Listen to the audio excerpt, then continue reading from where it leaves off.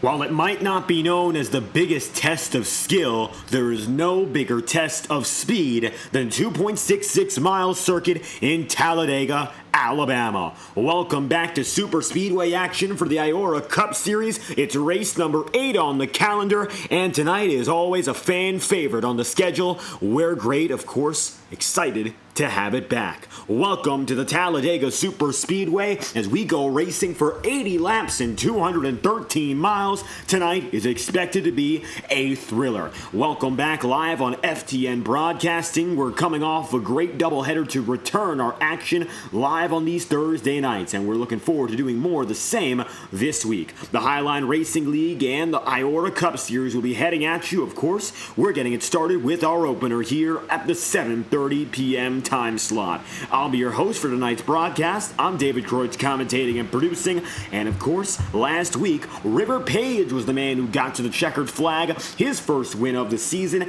and the 7th individual winner of the 7 races we've run so far. Qualifying is on the move from Talladega, and tonight it's going to be group qualifying for our 30-driver field. Everyone getting to grips with the car, but they're doing it together, which means it's going to be quite the challenge to figure out who's going to get that top time until the very end. Currently, Lars Kinowith is up to the top of the board. Lars is running in that number 11 Toyota Supra, and you can see him here taking it down the back straightaway, tucked firmly into the draft. Lars making it through. Just behind him, you'll have Elijah Innes and then Mohamed Omir is second on the timing sheet. Mohamed right now is running just ahead of Kinowith. These two drivers have been a lethal combination so far. Michael Deitch is at the head of the pack. Watch out for these drivers a little bit further behind. We're getting to grips now with our first open qualifying session of the season. It's very likely this will be our only of the year as well. Chase Schaefer goes up high. He's already got a win on the calendar so far, as does Page, as does, of course, Walker. Kinowith still leads. Andres Varas getting together now. You can see him in the 017. That's Dominic Barbagallo. Carlos Truther on pit road. But Kinowith still stands with 20 seconds remaining and time to spare to get to the line.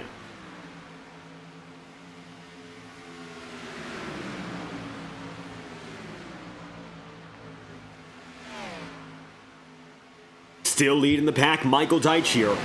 Devins Baker goes up high. This is very likely the final shot anyone has to grab the pole position. Sangster with a smaller group, but this is the big one. Up high, Omir is going to go to try to get past Deitch. No room, no help. Devins Baker coming by quickly at the line. Times are taken, and it looks like none of them will beat Lars Kinowith. Kinowith still at the top of the board by 4 1,000ths of a second, only for Vincent Guecci to come by with his pack and usurp the top title. Guecci taking it up to the top. And drivers now who are on their last lap will be eligible to complete it. Vinny making it through. Now James Thurston running to get back up to Devins Baker. Multiple packs combining in the final moments. River Page slotting down. Thurston going up. A little bit of contact now, and with any more, this qualifying run is going to come to a close. That it does. Guecci takes the pole position. The field explodes right behind. Open qualifying ends with a bang. Vinny in the number 88 is good to go. He'll grab the top time, and now it's official. Guecci with the pole and roll back to the grass.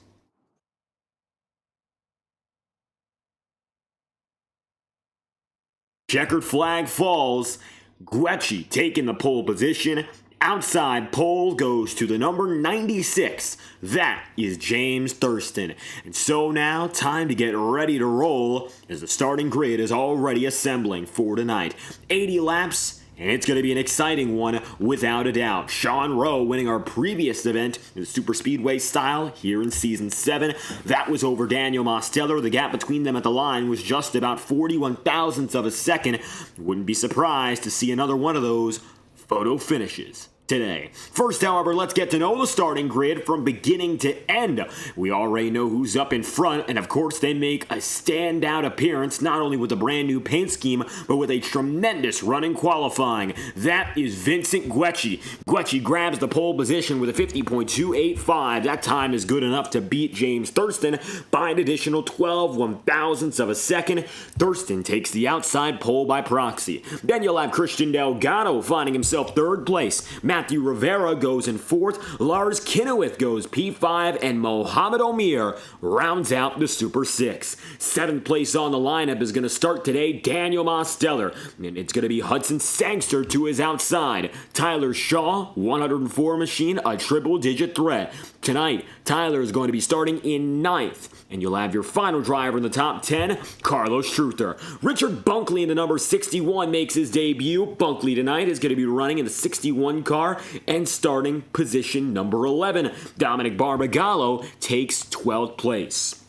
P13 on the day. Immediately after that, that's going to be Aaron Schugel to start. Michael Deitch then goes 14th, and Chase Schaefer takes 15th, with Henry Kaloff 16th, Elijah Innes 17th, and River Page P18. 19th spot goes Devins Baker. Will Shack is 20th, with Aiden Walker, the 93, 21st. Braxton Whitaker, 22nd. Trevor Huff, P23, and Sean Rowe, 24th. He won at Daytona. Very likely he performs strong again. Following Rowe, you'll have then Jason Semedo for 25th, Andres Varas for 26th, Derek Shaver 27th, and Jaden Hall 28th. Corbin Collins and Aladam Contreras round out the top 30 with your final three qualifying drivers, Terrell Baker, Alexander Balderas, and Wayne Kennedy. A stout field and a stacked field at that in numbers and talent. Rest assured, we're looking forward to some great racing.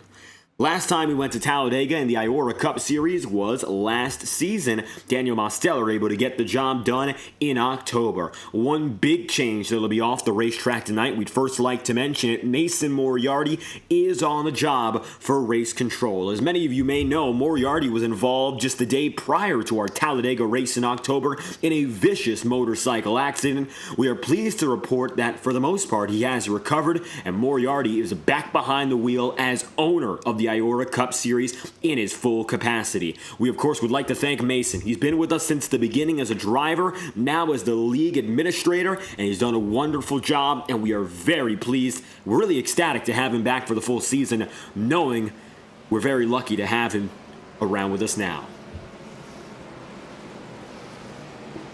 He'll be overseeing everything on race control as per usual. Vincent Guecci will be the man down low, looking to get the ball rolling.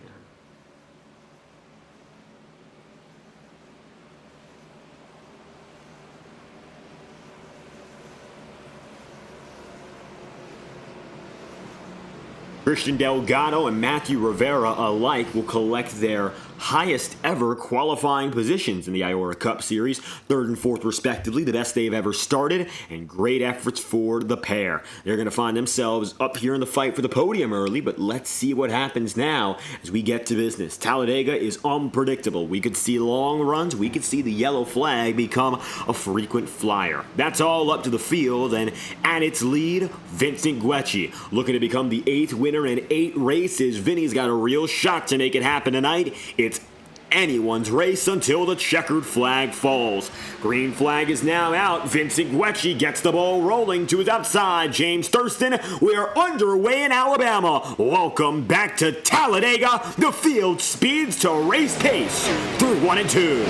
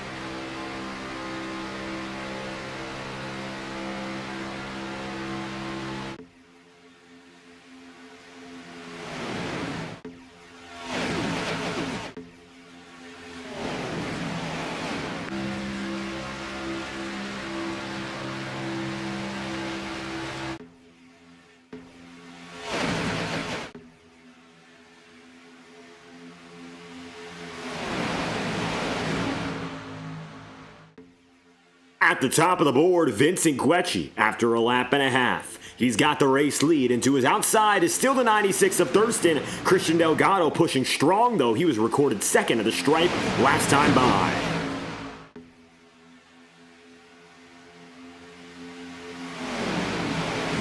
So the front runners remain as is. 80 laps on the docket tonight. It could go any way, but let's talk about some potential strategy options for the field. We're looking at a fuel restriction of 80%. This will by default become a multi-stop race. At least 2 pit stops over the course of this 80-lap feature, which means we might see stints as short as 25-30 laps. Not going to be all too long. Somewhere in that range, a lot of the field is going to come in no matter what. So watch out for that as the night progresses. We usually see drivers try to split the strategy.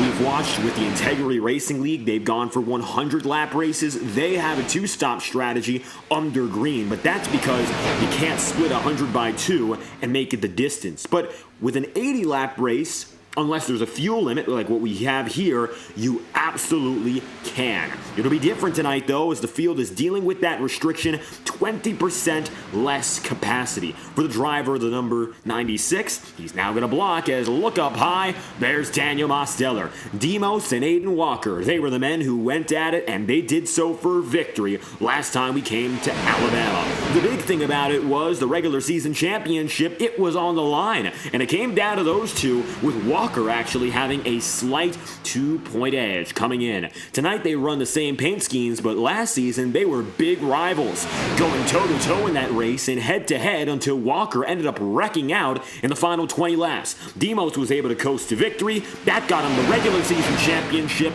and the rest was history for our now 3-time title winner. Demos is an animal on the circuit, but particularly strong at the super speedways. He'll take it topside now and let River Page do the work on the bottom.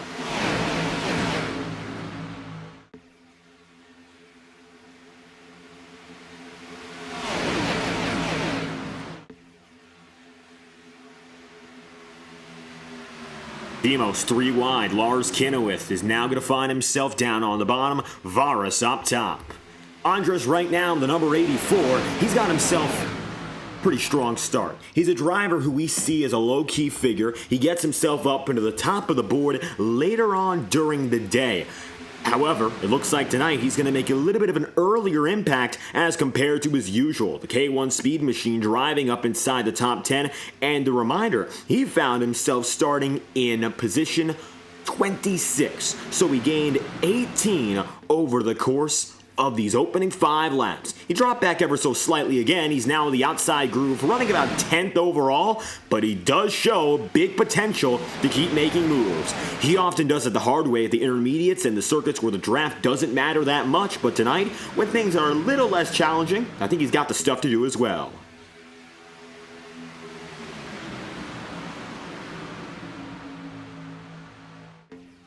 Currently, Daniel Mosteller's got the lead, but look who's on the outside, and this is a guy we've talked about so far, admittedly not in too much a positive context to this point in the season. But when it talks, of course, about super speedways and who's got the legacy of success, Terrell Baker is one to talk about. Nortona 500 winner in years past, also an NR Night in America driver with many an accolade. The 25 tonight is expecting to show that he can win as well in IORA. So far, he's had bottom half of the top 10 pace in all of his appearances, hasn't been able to seal the deal all too many times, and currently it looks like he's facing that problem again. Of course, a lot of time to go. He's on the outside now, facing that pressure from Chase Schaefer. We'll see whether or not he folds.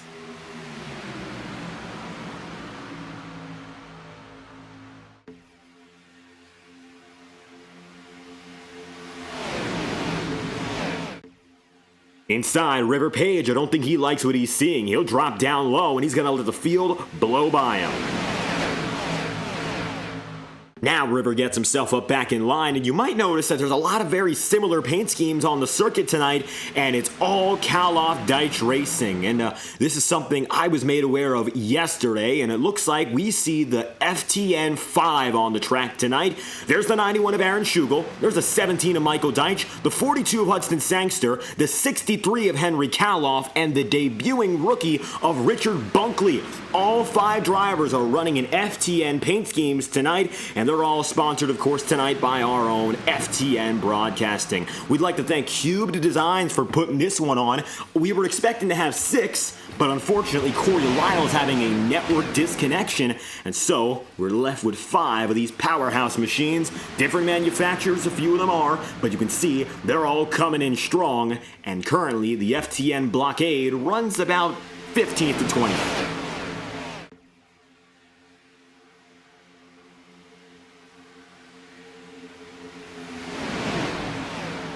Eight laps in out of 80.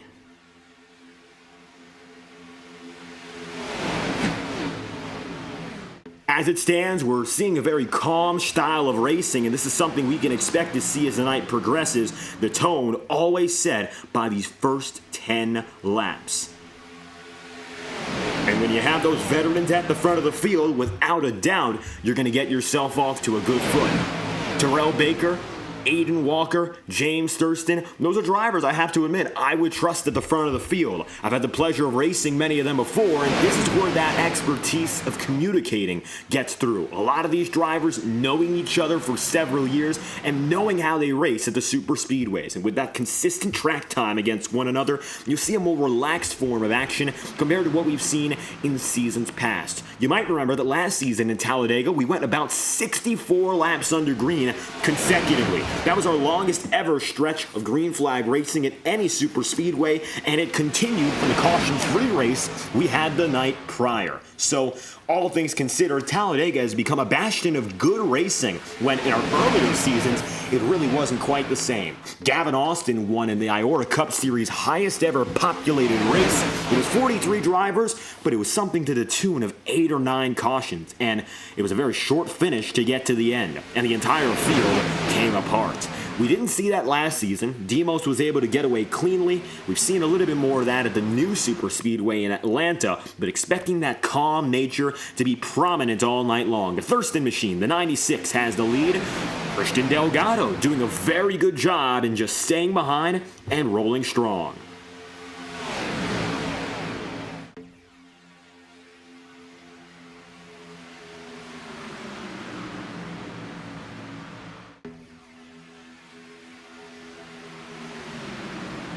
Take a ride on board now with a triple-digit threat. That's the 104 of Tyler Shaw. Right now, Shaw finds himself running in the 8th position, and he's doing a pretty good job at that. Shaw tonight making his first start in any capacity in the IORA Cup Series, and for this Kroger Toyota Supra, he's got himself a good running position. He's to the inside. If there's an incident, he can get away, but also he's got that veteran leadership up in front he can follow. Let's take a look on board and see what it's like.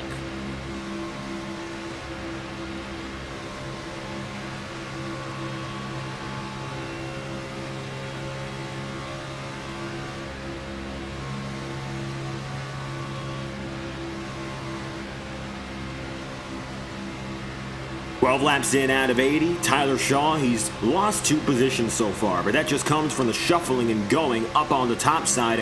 He's got himself in the express lane down low. As you can see, strength in numbers on the bottom. Always a trend, and it's happening to be the proof once again. The FTN 5 are led by Aaron Schugel. You go down to Buckley, they're all together now. It's going to be all the blue and white on the bottom. Everyone else is following the FTN 5 low. The middle groove has Varas and the 54 of Trevor Huff. And then the front of the field remains the same. Evans Baker going to find himself getting closer. He's in 12th, but it's Terrell Baker. TCB at the line. He'll take it 3 wide to the lead. Up top, we're starting to see a resurgence of the very high side. Here comes Gretschy. He's all the way on the ceiling, and he's looking strong right now, powering through this next corner. Watch as momentum becomes a lot more important for these guys. Oh, contact! Gretschy spun into the 72. Mohamed Omir, and then Chase Schaefer. Yellow flags out for the first time tonight. We've got ourselves a problem in Alabama. Cautioned out and early. Let's take a look at why that happened. The 3 wide push learns an unfortunate lesson very fast. Now, Gretschy was up top, and it looks like maybe minor contact from Schaefer that shot him up the track. Then he'll hit Barbagallo. Dom drifts it, but Guecci by this point is done for. And he gets contact again from Mohamed Omir. Barbagallo spins out of the way, hits Trevor Huff, and then Omir hits Hudson Sangster. The caution is out. It's our first of the day, and now the field is going to come apart. Guecci with a lot of cosmetic damage. He'd be lucky if it's just that. And now Terrell Baker, from 31st on the grid, is your race leader. And he looks rather comfortable with that fact. He'll take him down to pit road for our first stop of the day. It's the 25, the 96, and the 93 with the keys to the kingdom now, and they'll make the decision as to when exactly we head to pit road. And I think it's going to be coming right about now.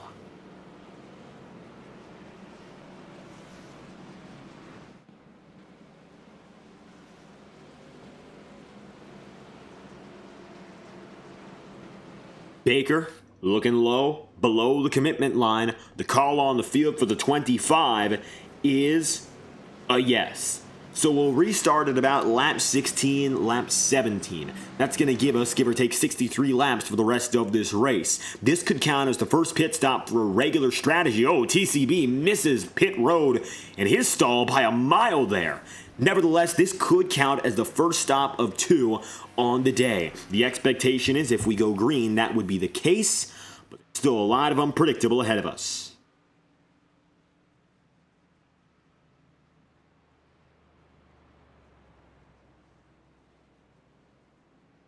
Thurston over Daniel Mosteller over TCB, and it looks like Aiden Walker gets up there for second. Christian Delgado stays strong in fourth. Then you'll have Lars Kinnewith rounding out the top 5.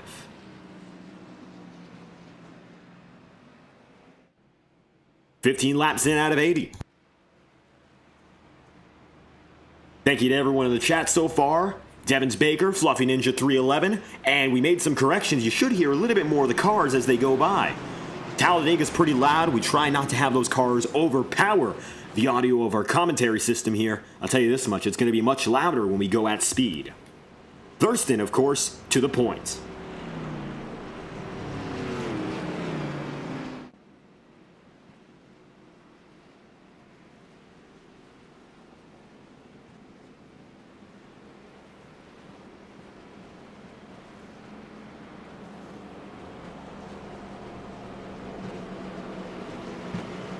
Thurston will have choice as to where he'd like to go, whether it's the high side or the low side. And of course, we'll see the choose rule in effect. Tonight, the choose rule will take place at the start-finish line at the Talladega SuperSpeedway. Drivers will go under the yellow line if they want to stay on the bottom, and stay above it if they want to go up top.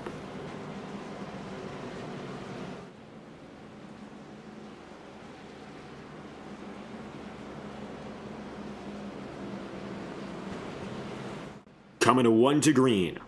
Chase Schaefer, 15th up to 10th. He's gotten himself in the top 10, and it looks like he's got that spot solidified for the first time tonight.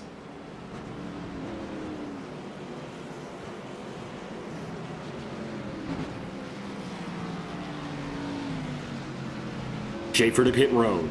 He'll take that spot, and it looks like it's now 1 down and in. He'll take a second stop, and I think this is just to solidify if we go green.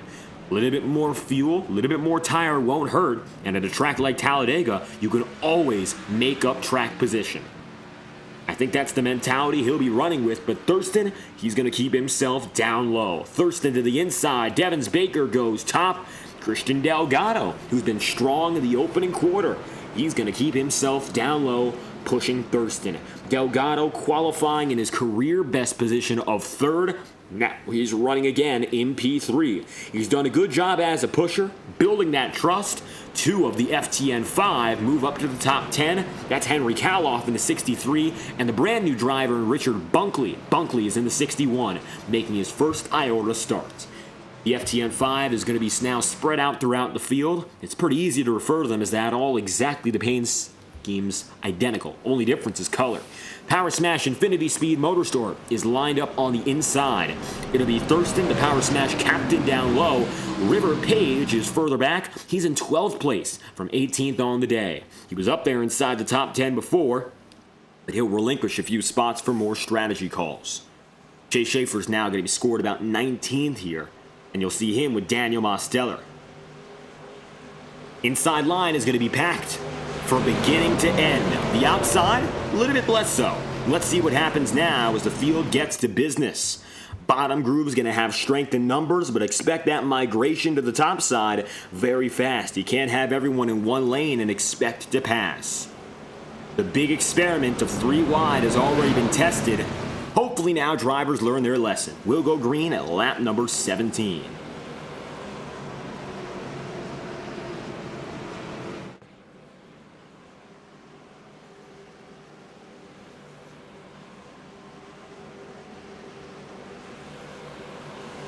iRacing official pace car will let him go. Tonight, James Thurston, he had himself the outside pole position to begin it, and now 16 laps later, he is the ultimate driver. He's got the P1 spot for our first restart. The outside groove can't quite keep up. Christian Delgado gets on the back end, and we go racing again. Thurston into 1, pushed hard by Delgado.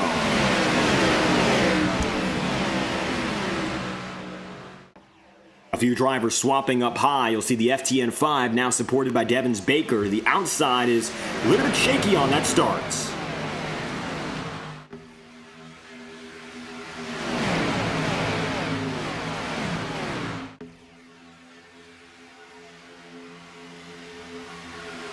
Toe-to-toe once again. Only took about a half lap to put them all together. That shaky start, of course, that's what we expect for drivers with less support. But now it looks like Henry Caloff firmly up there on Devins Baker. Baker's going to have a shot to maybe lead this lap here as the outside gets a few more guys. You'll see Carlos Truther further back there. Wayne Kennedy goes low. And still the bottom has many a more driver.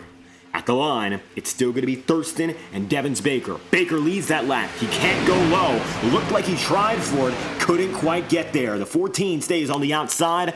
Baker is still just ahead, inching through the corners. And then you'll see the advantage of the 96, of course, going down low. He cuts the distance. It's side by side. Caloff is pushing hard. And it looks like now River Page will cut off Bunkley. That's the 61, making perhaps a rookie error. He gave a lot of room to River, and River's going to run right through him. They didn't wreck, of course, but it looks like very easily the 61 gave up a critical spot in the draft. He's now going to fall behind his teammate, and unless the third groove comes alive, I highly doubt they're going to do so backing a rookie. He'll learn. And I think that just shows the difference between the veterans and the rookies again. Bunkley, maybe not all too experienced with how it is in this type of pack, but River Page is relentless, and we've said it many times, he's never out here to make friends. He's out here for victories. He's your defending winner. He's looking for 2 in a row.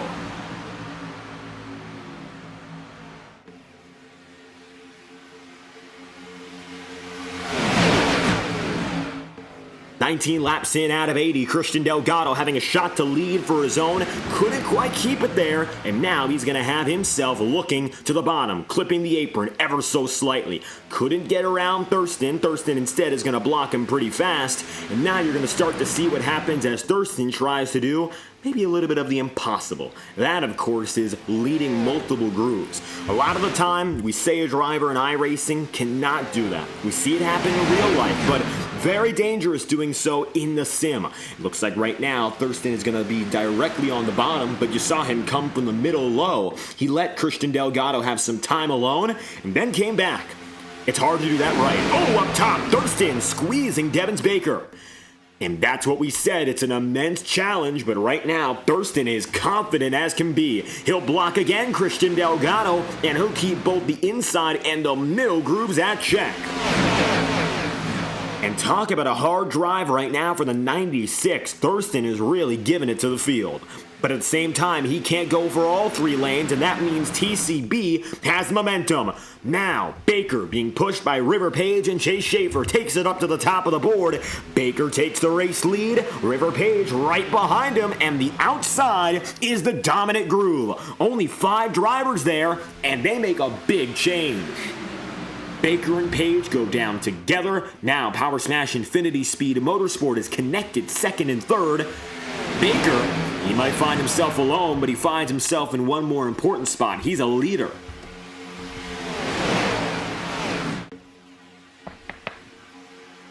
Three wide now. Not for the lead necessarily. You'll see Aiden Walker fighting for about 10th three wide, but it's still going to be those competitive positions that matter most.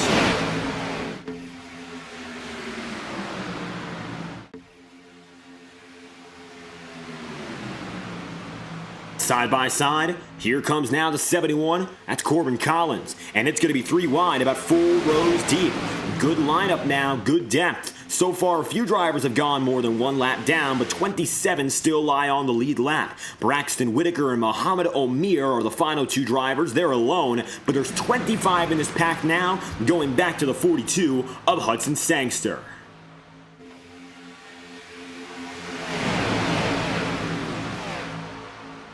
Sangster stays back. His teammates are going to be up and ahead. 31st up to first. It's now going to be a Baker and Baker show. Devins Baker going up there with TCB. They'll be side by side for second. Rivers still has the lead, but watch out now as the Bakers meet each other on track for the first time this season.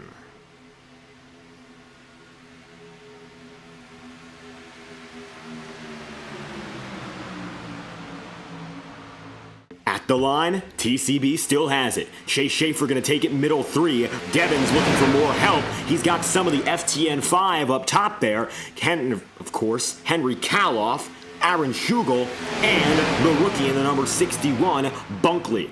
Looks like so far they're falling a little bit further behind. They don't have the strength and maybe don't have the compatibility right now because Devins is clearly falling a little bit further more than he would like to be.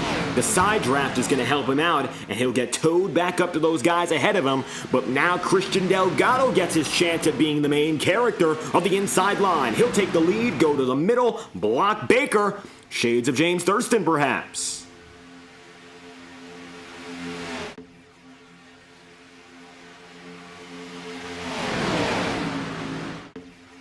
Delgado, middle, Baker, very low, down to the apron in fact, and TCB will concede. He can't come back up the track. Had he done so, he would have wrecked the field. Baker with an errant drive to the inside. He'll have to relinquish some 10 spots at the minimum. Smart decision from Baker and a quick instinct move. He's going to get himself out of the way. He knew he went too far down. He recovers and he thinks fast to keep the field in check.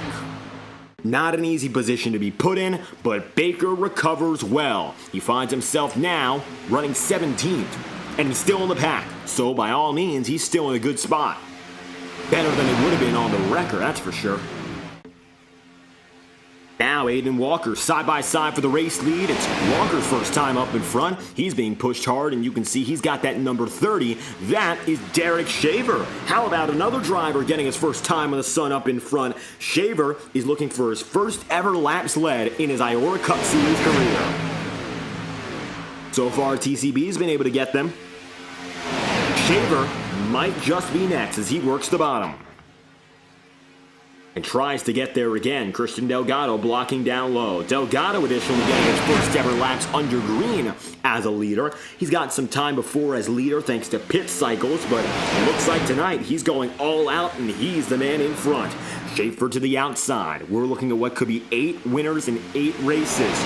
Page, and of course Walker, Thurston, Mosteller, Schaefer. The veterans, for the most part, have dominated the winning column, and those are the guys who are looking for repeats. But a lot of this field, whether or not they're veterans like Kaloff or rookies, they're still looking for their first of the season, and it tonight could come from any of them. Any of them, really. We just don't know which yet. Side by side, you'll see now up on the high side, Aaron Schugel. Henry Kaloff will go middle, and the FTN teammates are going to be spanned all the way through the upper mid-pack. The KDR guys could be deadly tonight. They've all got the same paint scheme, so you can clearly tell who's working with who. But even if that's a dead giveaway, if they organize and end up in line, total team control wins plate races. We've seen it multiple times before on FTN. If 3 or 4 guys get together and they stay in line and they keep themselves there, it's almost impossible and it's practically unbreakable. So it's a little bit of a shock right now that the guys in the FTN 5 are so content with running away from each other rather than really getting close to each other, which would be the winning strategy. Instead, it looks like they're more so content with running their individual races, which is not at all a bad thing to do, but when you think about the long-term picture, those guys are not going to end up winning if they don't have each other's back.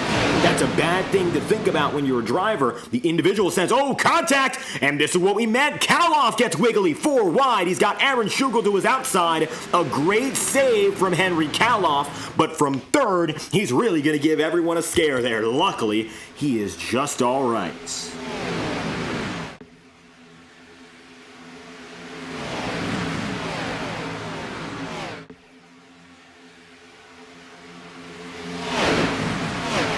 "27 laps in out of 80.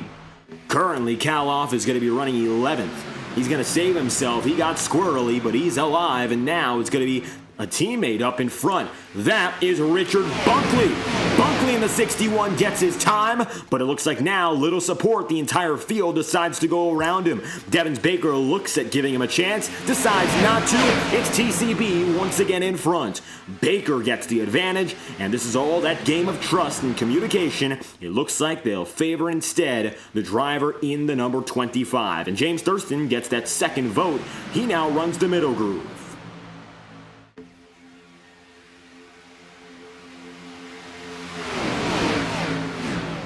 28 laps in out of 80. Devins Baker fading to the outside again. He's been working that third groove, and while it's been quite the challenge, he's done a good job.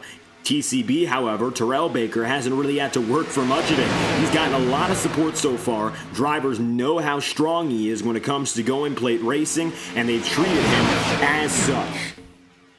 The inside Baker he's got Aiden Walker, and again, he got the number 30 of Derek Shaver. Watch out for Shaver. When he gets the race lead, I find it highly unlikely he's going to give it up easy. He's a driver who's been looking for a shot. Tonight's the night, perhaps, for that Icebreakers number 30, and to break out big, that's the objective. Shaver's low. Aiden Walker is still just ahead of him. It's side by side at the line. Terrell Baker, just barely at the line, loses out on leading that lap. That was Aiden Walker by 5 1/1000ths. 3 wide, Devins Baker, Chase Schaefer. Schaefer's going to find himself still up top, but he leads the third groove now. Baker previously laid claim to that title, but it looks like instead he has let the number 99 get a chance at it. And a great decision, I would say. Schaefer is a driver exceptionally skilled in leadership in these moments. We've seen it before, particularly at one of his favorite tracks in Atlanta. Oh, that's a big giveaway for Devins Baker. Baker lets 4 of the FTN 5 glide right by him. Now it looks like Schaefer is leading a sea of FTN Broadcasting cars. That's Kaloff Dice Racing, and it looks like now the teammates are together. This could be a prime opportunity. I don't know if they're going to work with it. It looks like no. Kaloff, Schugel, they both decide to go in. They're going to leave teammate Bunkley in the dust. I don't think that was the best decision, but they're going to try not to repeat the 3-wide experiment. A surprising call when the teammates are together, but they're going to decide against going risky and instead played a little bit more conservative strategy-wise. Oh, up top, Schaefer and Thurston. We've seen that before. And those two never give each other enough room. Luckily, Schaefer only scrapes the wall.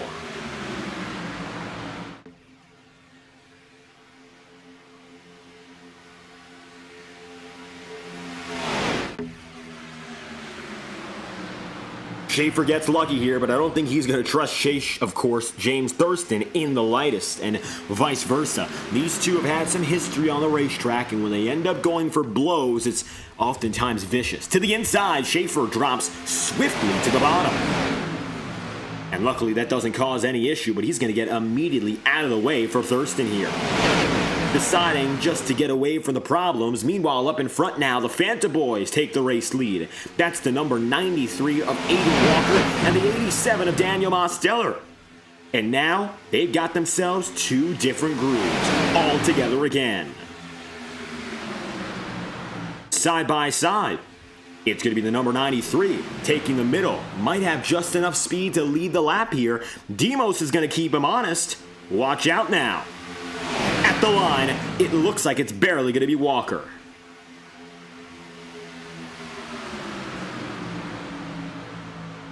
Still, a difficult fight, and now three of the FTN 5 are up in front. Watch for teamwork between KDR's drivers. They have the most drivers in one team on the field today. That is an inherent advantage. I don't think they've used it well yet, but there's opportunities and possibilities to improve it significantly. Up high, still, but it looks like now the outside groove, the far outside anyway, is fading back.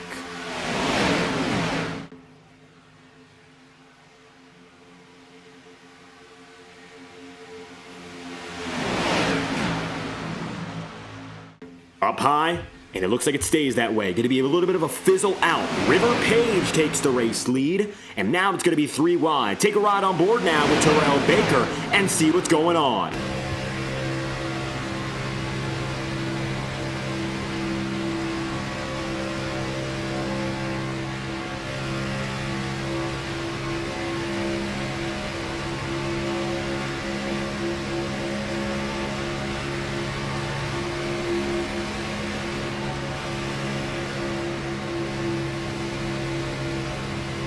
Baker's on the high side here, and it looks like the high side is the new middle, not going to be seen as three wide immediately up in front. Baker working with Page. We've been seeing these guys together before, but a quick change in pace. Baker gets the middle, River sifted up top. He won't find help there either, and River goes into the sucker hole. Oh, Baker! Slightly tapped by Chase Schaefer. Now he'll have to go to a new groove. TCB sent low, River sent high. Up top, Bunkley goes for a block. Richard Bunkley, the rookie, now making some more advanced maneuvers. Luckily, that one didn't cause any trouble. A good job from the 61 to keep things peaceful there. And, of course, Dominic Barbagallo for a backing off. That's a mistake you don't want to make, of course. Getting up in the wall, ruining another driver's race. The difference between keeping it clean and something completely worse is very slim at these high speeds. We're going at about 190 miles an hour down the front straightaway. And it looks like that pace has been non-stop. At the line, TCB over Aiden Walker and Chase Schaefer taking the middle.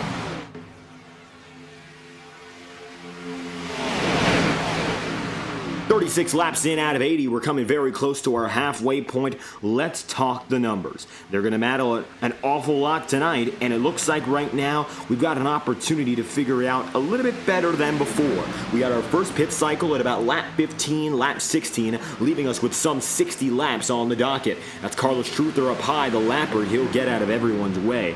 The big question more so becomes this now. What's going to happen for the rest of the race? One pit stop is still expected, but we don't quite know when exactly we are going to get it. It looks like it's going to come within the next 15-20 laps if we stay green. But if not, well, it could come anytime, and it could become multiple pit stops. A lot of the times that strategy is very hard to nail down in the opening portion of a race, especially when we're looking at one that's already had a caution. Of course, now double file looks like a little bit further back. Everyone shuffles out. Christian Delgado making a move. 2x2, becoming a lot more popular very fast. That's going to give Aiden Walker and Chase Schaefer the room they need to comfortably lead this race. Good to see it now for the 93. He's a driver who trying to make the most of that advantage pace-wise. Some drivers already coming down and in. There's the 51 of Braxton Whitaker, and that's a group of guys that are going to go one lap down. And they do so very fast.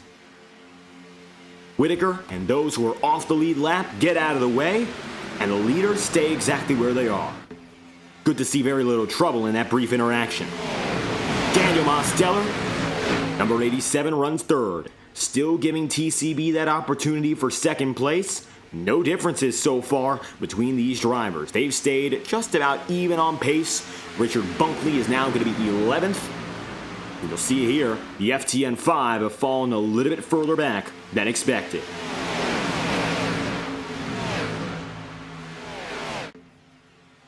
Side by side, 2 by 2, and about 10 rows deep. A lot of drivers now running that very calm attitude. Not going to be pushing at 110%, instead waiting for time to run out naturally until that next pit cycle. 3 wide being very prominent early, where luckily we only saw that very big incident to start. Right now, not so much. And that's the difference maker, getting everyone in check, seeing what is the limit and seeing what is not the limit. Luckily now, it looks like we've tested that theory and we're putting it together again. Daniel Mosteller with the lead down the back straightaway. He's got himself a car length. Won't be enough for a big lead, but it might just be enough here to take it to the next lap. He's got it. Aiden Walker helping him out again.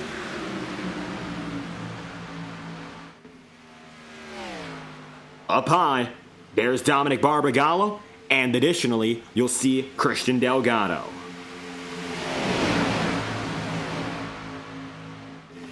At the line, Schaefer pushing Mosteller. Welcome now to lap 40. 40 laps in the books, 40 laps remaining next.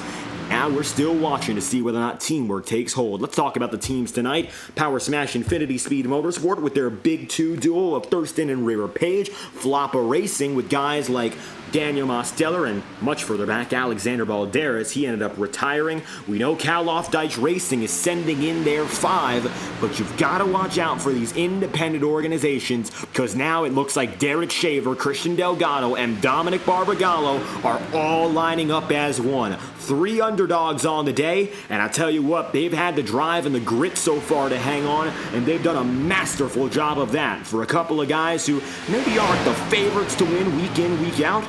Tonight, they're proving they've got it made, and they've got a real good shot to go that much further. Into 1 and 2. Shaver now getting a good run, largely brought upon that side draft. Taking it through corners 1 and 2. Now Shaver's got himself the race lead, and he'll be clearly pushed out. Barbagallo on his backside. Here come the new guys, and big block from a 30. Derek Shaver with no concerns as he drops into line. It's his moment now, and we're going to be watching it. Watch out now as the number 30 of Derek Shaver has the advantage. 41 laps in, out of 80. Now to come across the line, that will be only 38 laps to go. Up next, we're at the 39 to go marker here. Pit stop strategy is still knocking on our door. We're waiting on the moment everyone decides to drop through. Watch and wait. That's all we can do now. Derek Shaver getting the outside. Daniel Mosteller wiggled very slightly there.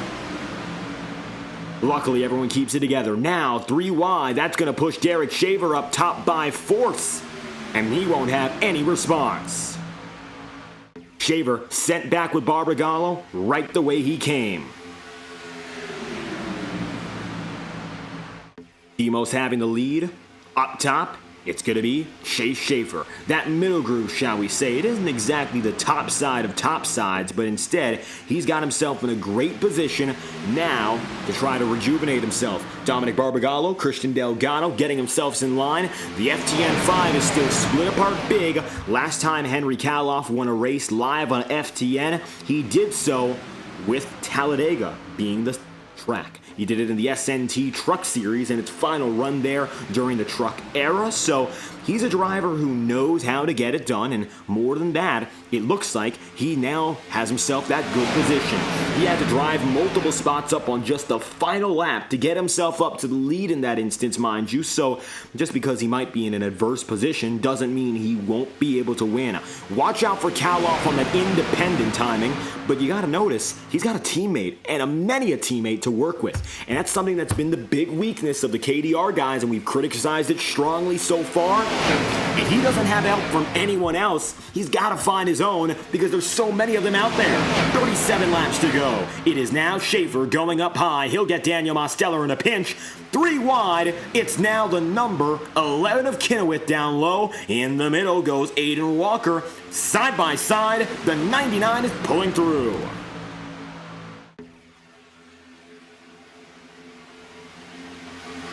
Strong running now for Chase Schaefer.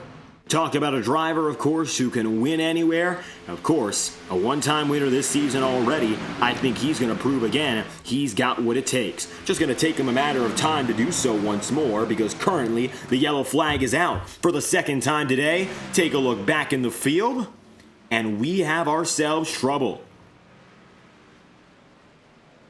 Yellow flag is out. Smoke billowing.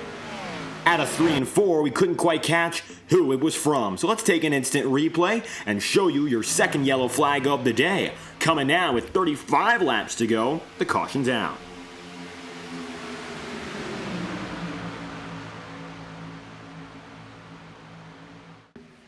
Sean Rowe got hit. Oh, what happened there?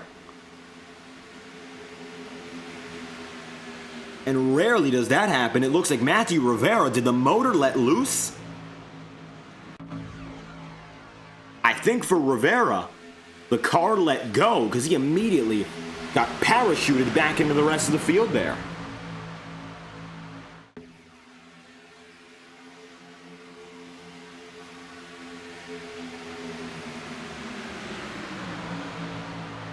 Watch this. We're going to take a look on board with Rivera because he immediately disconnected. I think the motor let go.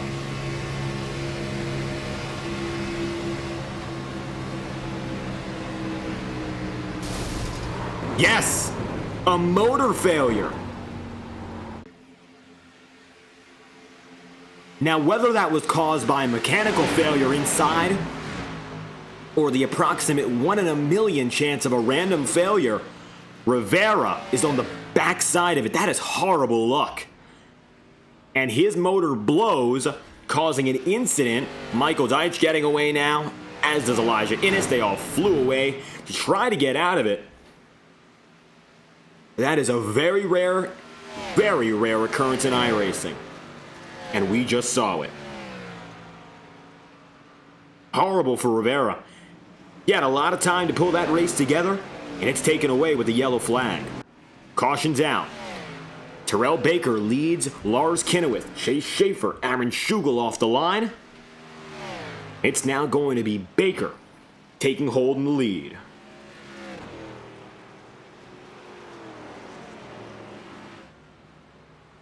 TCB with 35 laps to go has the advantage. Got a little bit of time in between our racing here. Once again, 9:30 p.m. Eastern. We'll be going live on FTN with the Highline Racing League. As we go back at it, they're going to be going short track racing.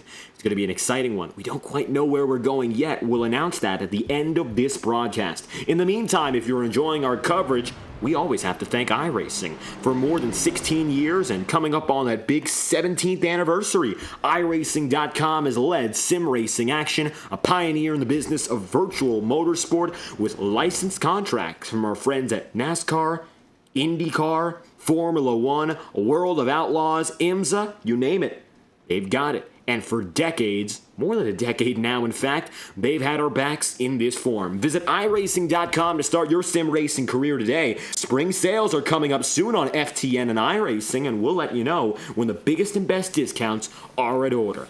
34 laps to go when we come through this time by. We'll return right after this. You're watching FTN Broadcasting at Talladega. Stay tuned. We'll be back after a message from our friends at iRacing.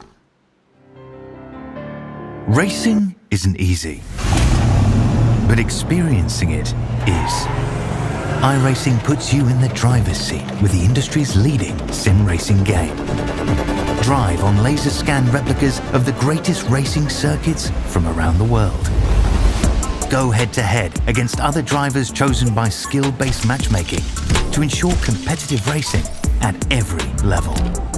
Compete across all your favorite series. In officially licensed cars engineered to deliver the most accurate driving experience possible.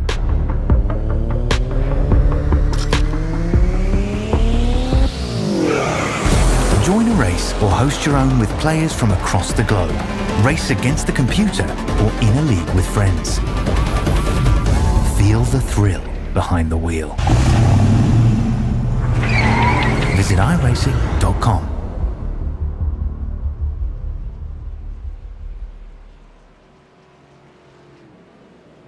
Second caution of the day live on FTN, and in almost any race, that altercation would have never happened. An unexpected motor failure for Matthew Rivera brings out the yellow for the second time today, and we are again at a standstill. One lap to green as drivers take it up and down. We're going to figure out who goes high and who goes low as drivers go into pit road for the second time now, and they're organizing each other as we speak. Kennewick and Tyler Shaw are first and second now as we get ready to go.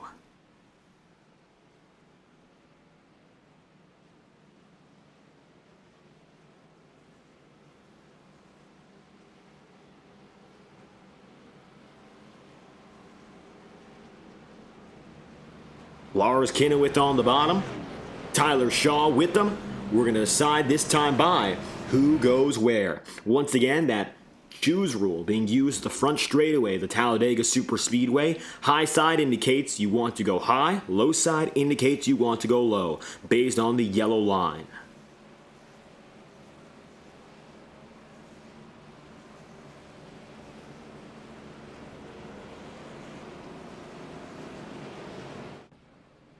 Field getting ready to go green.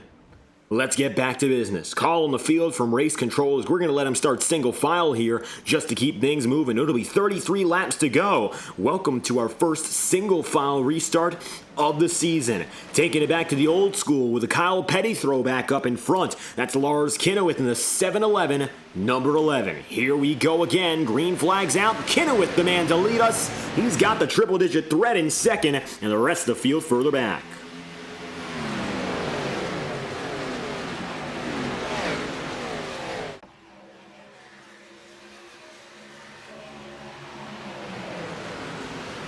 Lars Kennewick finds himself leading the way here, and his Toyota Supra running strong in front. Watch out now as to the outside, Aaron Schugel makes the move. The 91 has little help.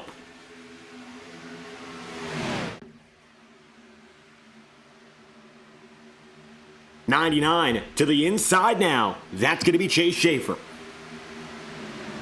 Door banging here, very briefly. Derek Schaefer's got himself a good run in that number 30, of course, and he's led laps today, but he finds himself now at the tail end of a multi-wide event, that, of course, being the fight for the lead. What will Schaefer do? That's the big question. Now he's got Corbin Collins pulling up to his outside. 33 to go. Take a ride on board now with Collins.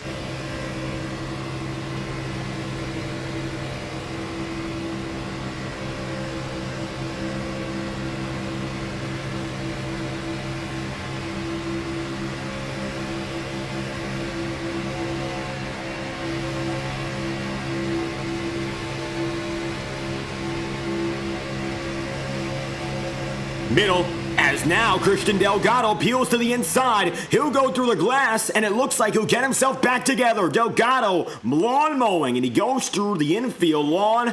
Luckily, he gets out behind the pack more than anything else. And it looks like now Christian's outside the draft, but luckily doesn't cause any issues.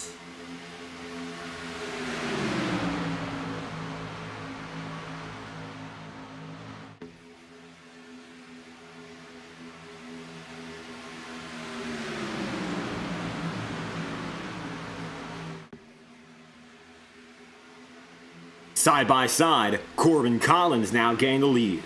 The 29 of Sean Rose got himself closer now to that top spot. He's going to pull out with the outside momentum. Now looking down low, he'll block Corbin Collins. Devins Baker's got Aladam Contreras. And the Contreras car now, that Toyota Supra, little help up top. Let's see if they can do much of anything now. It's not a big grouping on the high side, but if they pull something together, we might see a side-by-side for the lead again.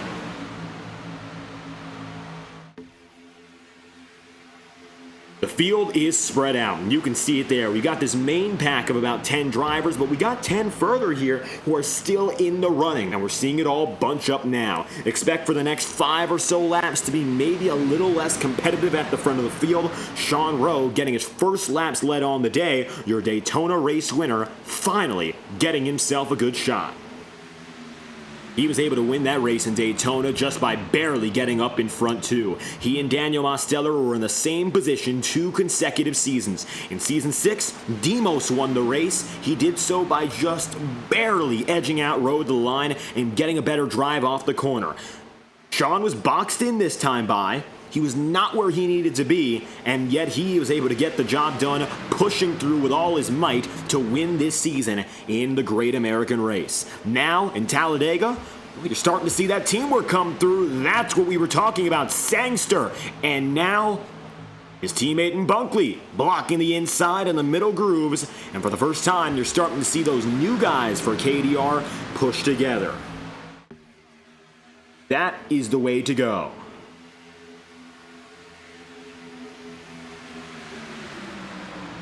29 laps to go. Watch as the beginnings of that FTN 5 grouping come together. 3 of 5 are now in the top 5, and again, if they come together, they will be the lethal team to finish this race off. So far, they've been very discombobulated, but it looks like right now they're getting together again. 2 of 5 taking the lead on the outside. Bunkley's got to join them here. It will be critical for their expectations. Oh, Schugel! Close. That was nearly contact with Rowe. Now, it's a different 2 together. Bunkley still can't get there.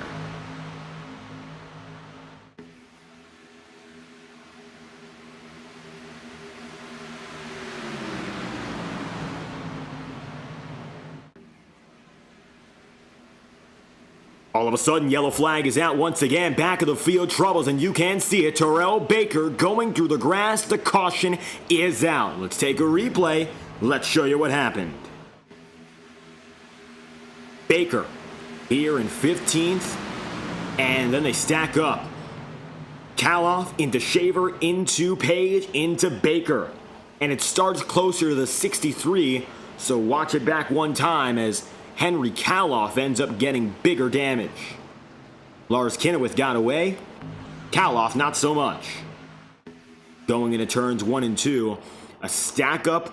Derek Shaver nowhere to go. And that's going to slow down Kaloff, then get into Delgado, then Barbagallo. Delgado gets very lucky there. Then those 4 stack each other up on the high side. Devins Baker avoids it. Will Shack. He slides, but he gets lucky. That's not a lot of damage.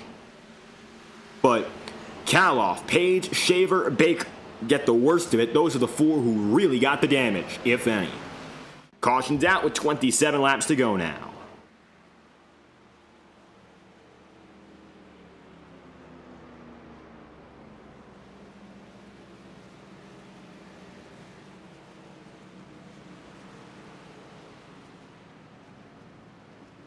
Sean Rowe had the advantage at the line, and it was largely single file and largely uncompetitive at the front at that brief moment. It looks like right now everyone slows it down again.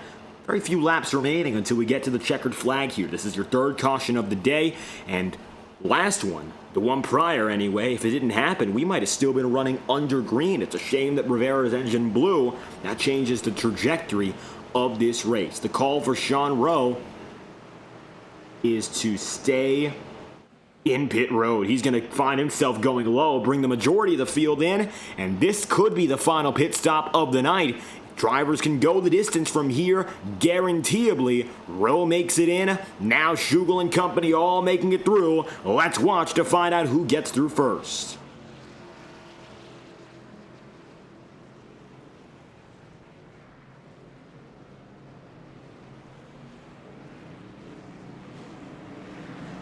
Sean Rowe set to make his way out, and he will. Just after him is Aaron Schugel. Then you'll have Bunkley, Mosteller, and Elijah Innes rounding out the top 5.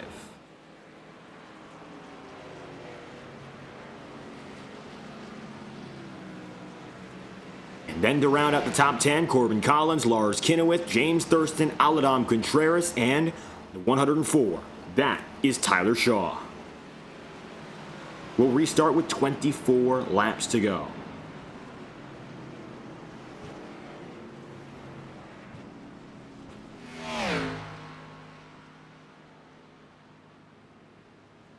Dominic Barbagallo going to keep himself out on the track, but that's going to be to get a lap back here. He'll go back on the lead lap as he goes past the iRacing pace car. Barbagallo involved in the previous incident, and now it looks like he's got a chance to recover.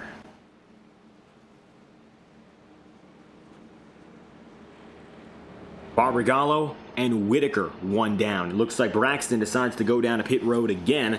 He's going to get a little bit of additional service, as does Sangster, Kaloff, Truther, Mohamed Omir.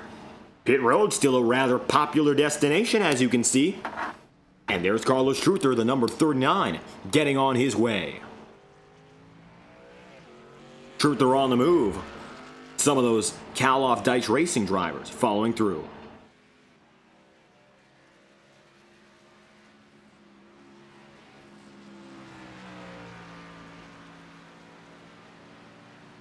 Sean Rowe will be the leading man as we get back to business. Choose rule in effect again.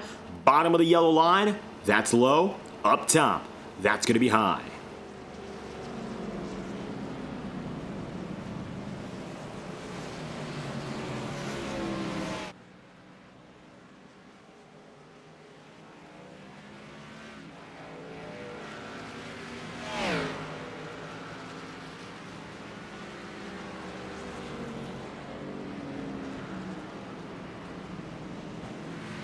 It'll now be Sean Rowe taking the full advantage of this run. Up top, it looks like now a call on the field made for Bunkley to go P2. Daniel Mosteller goes side by side with Aaron Schugel here. He's going to end up lining up on the bottom. Elijah Innes there, Corbin Collins, Lars Kinnewith, and they're all coming together now. 24 laps to go from this run henceforth. We're coming close to lap number 60 with Schugel going up to Bunkley, Daniel Mosteller taking it to the bottom. Now Kaloff Deitch Racing, a veteran and a rookie for that team, all together.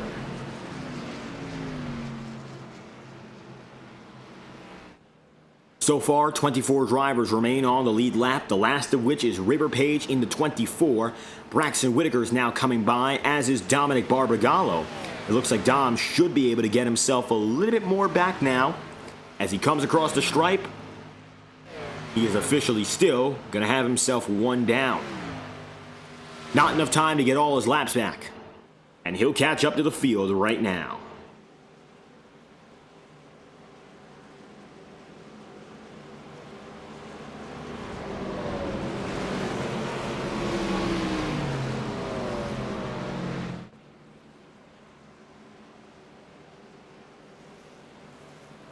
Sean Rowe and Daniel Mosteller finishing first and second of the last SuperSpeedway race. If it's any indicator of how much success they'll have from here, well, it's about time to learn what they can do again. They find themselves together, and they'll have to push each other out as we get back to business. Coming to 24 laps to go. Let's get ready to roll.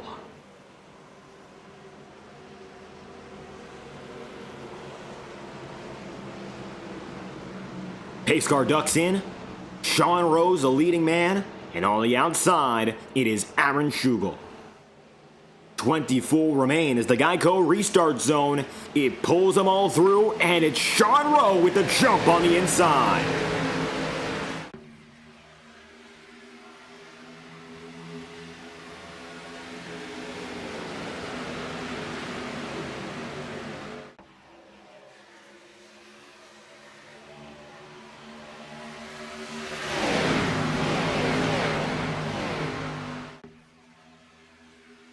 Rowe's on the low, Shugel's up on the top, and now the teammates begin to work together on the high side. Watch out for Corbin Collins as well. Collins here might not have as much assistance, but he's looking strong as a big block placed from Aaron Schugel. That will give Aaron the race lead, and the outside now controlled by the 61 as well. Side by side. And it's going to be now Sean Rowe taking it up top. He'll decide. Of course, he can swap that spot easy. 23 laps remaining now. Up top, James Thurston is, and he's going to be rather lonely in that position. Let's find out what next he can do. He doesn't have his teammates with him yet, notably River Page finding himself last on the order for these lead lap guys. and it's going to take a while to get back up there. He might be betting instead that it becomes a little bit more hectic out there. As you can see, Page is struggling to get back up to full pace, and he is off the draft looking at what's up ahead. Rowe falls, but now it's going to be Bunkley and Aaron Schugel taking the lead. With 22 laps to go this time by, we'd like to thank our friends at TrackCams22.com for bringing the visuals to you. TrackCams22.com, of course, helping us out and bringing on a new partner in Whiplash SimCams.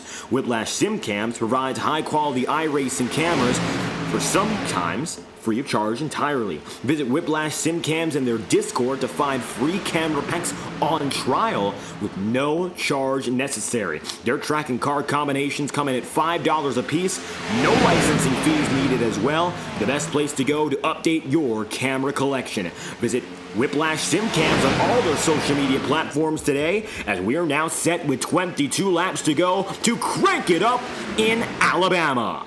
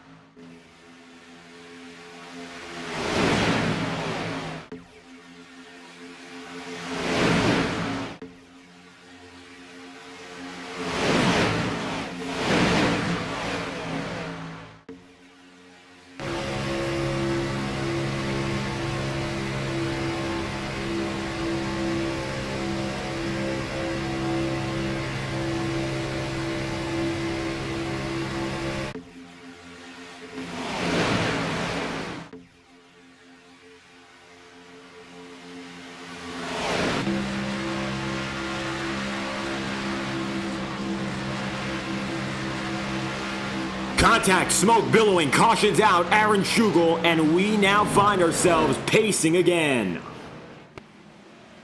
Watch this.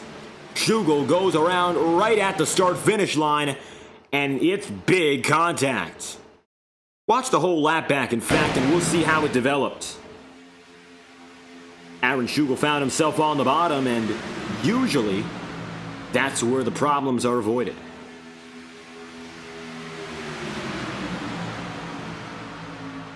But it looks like in this case, Aaron could not get away as we watch him down the back straight. Cranking it up has come to a close, and the noise became less the engine, but more the tires.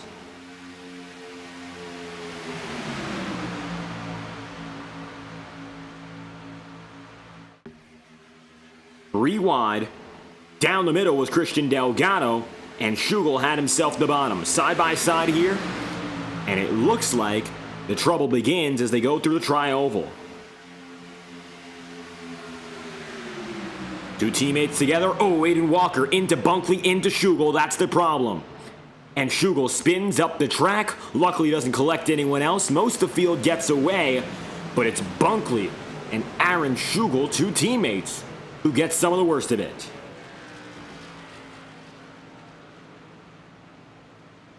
Yellow flags out. 18 to go. Coming to 17.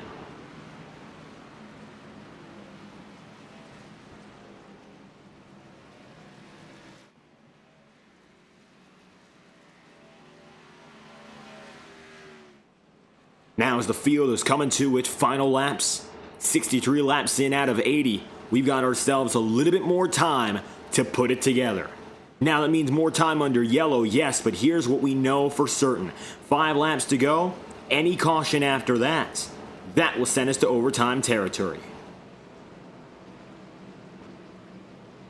And it looks like now, faking on a pit road, leader staying out, track position, they're saying it's more important. And that makes sense. Our final pit stop's coming about 10 laps ago. Unless we go to overtime, I highly doubt they'll need anything more in the tank. They should be set to finish this race in one piece. And if not, of course, we're going to find out real soon what it's going to take to go further. 3 overtime attempts are available. Highly likely we do not use them. But right now, that's not guaranteed. Sean Rowe, you're still leader. It looks like he's got himself a firm position up in front. He took it, and he's kept it.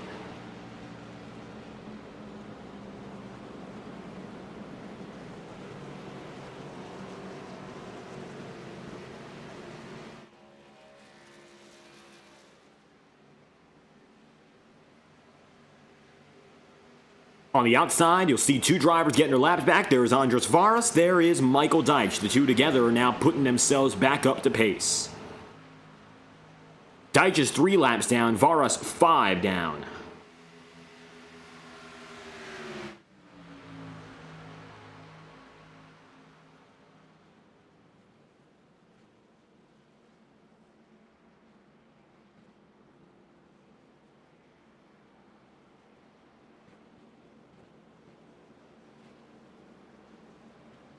Sean Rowe having himself the race lead. Let's see what he can do with it. Got to watch out, of course, for some of our big movers today. Alabama Contreras, 30th up to 8th. Haven't given him the credit he deserves, but tonight, the M&M's machine's been knocking it out of the park. Not a driver who we've seen so far at the front of the field this season anyway, but we know of his capabilities. I think we say that a lot of times, but Contreras, he's a no-doubter. Eventually there, I think he's going to get a win. I don't know if it's tonight, but from 30th to 8th, he's gained 22 places. It could be his. He's one of the biggest movers today.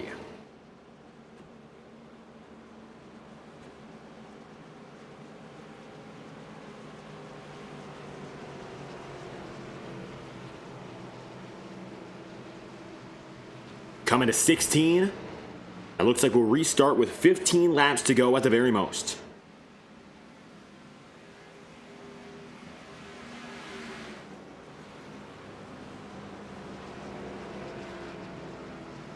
Elijah Innes getting off a pit road here, and as everyone pulls together, Rowe decides to go high, and an opposite call made there for James Thurston. He'll decide to keep himself up top, but not as a leader. Daniel Mosteller takes the inside, although he won't be the control car.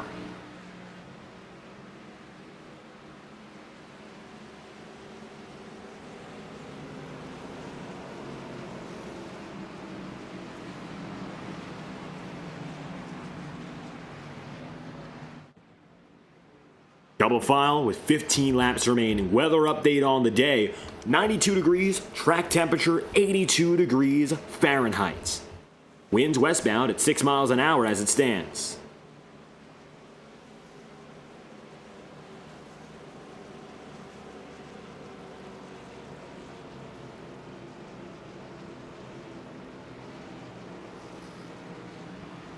And the field is getting ready to roll.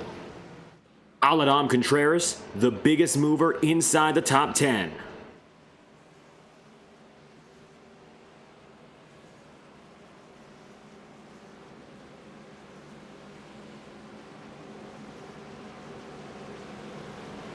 Lars Kinnewith on the inside. He'll be now with one of the FTN 5. That's Henry Kaloff.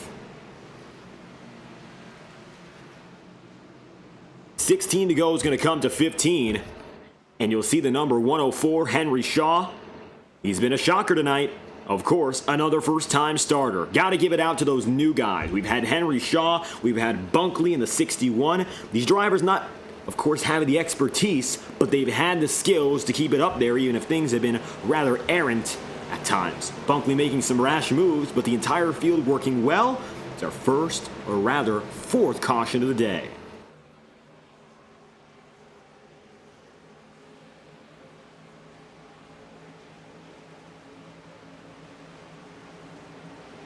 Coming to one to green, Sean Rowe on the outside, and now it looks like the Davidson Ford Mustang gets away with a full car length and then some.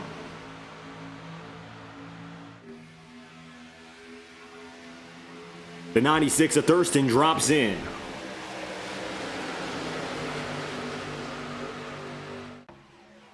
Chase Schaefer on the high side, Aladam Contreras up top.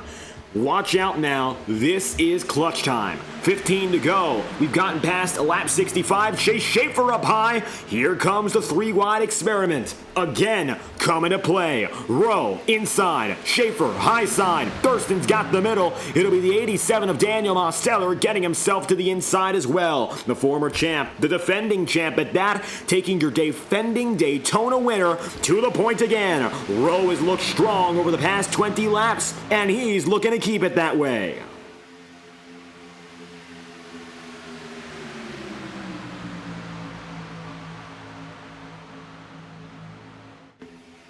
$15 laps to go. 3 wide. The 104, that's going to be Henry Shaw. He's got himself up top, and it looks like he's now amid 4 of the 5 drivers for Cal-Off Dice Racing.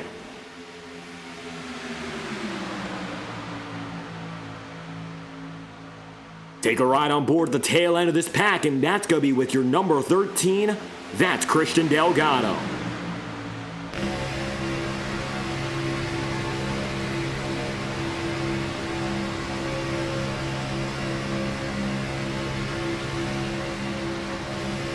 Three wide, packed in the middle.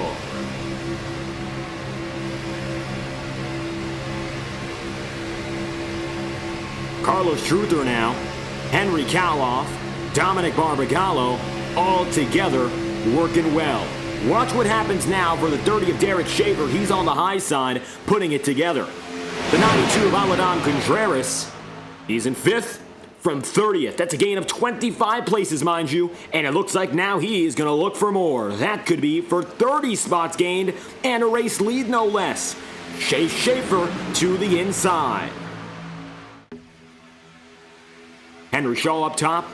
The 61 of Bunkley there, too. Hudson Sangster has Aaron Schugel's back.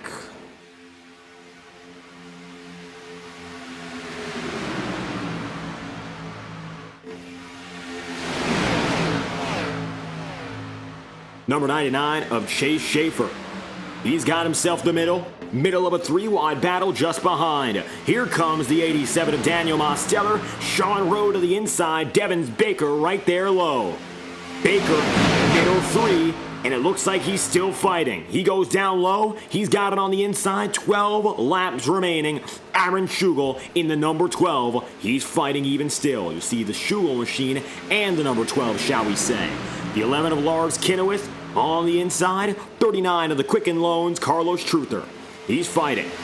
Now becomes that battle against grit and against everyone else. The field is again at the mercy of itself, and that's when it becomes most difficult to determine whether or not a driver is going to come away a winner.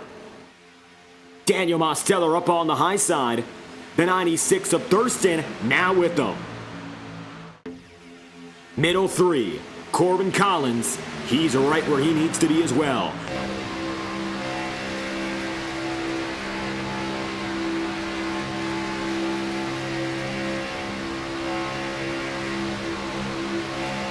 Corbin's right there. Devin Baker now pulling some room in. You'll see Sean Rowe looking low. Chase Schaefer still just ahead. Rowe has been looking as the strongest driver for the past 20-some laps. To give this race away would be horrible work.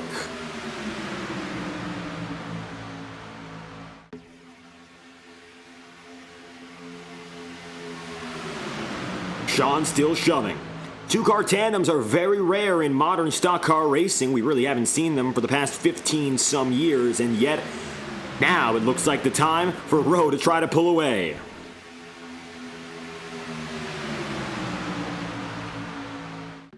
Sean can't get there. Daniel Mosteller instead, he's got the middle.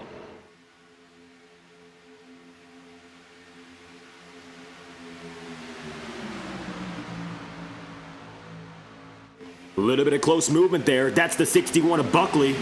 He's able to keep himself at the wall, but now he's 3 wide with his teammates. Watch out, the 61's up high. Travis Shaw is going to have himself even higher. Shaw's got himself ahead of Bunkley. And now Dominic Barbagallo there, 10 laps to go, coming to only 9. The 92 of Contreras to the point. Aladam leading his first laps from 30th on the grid.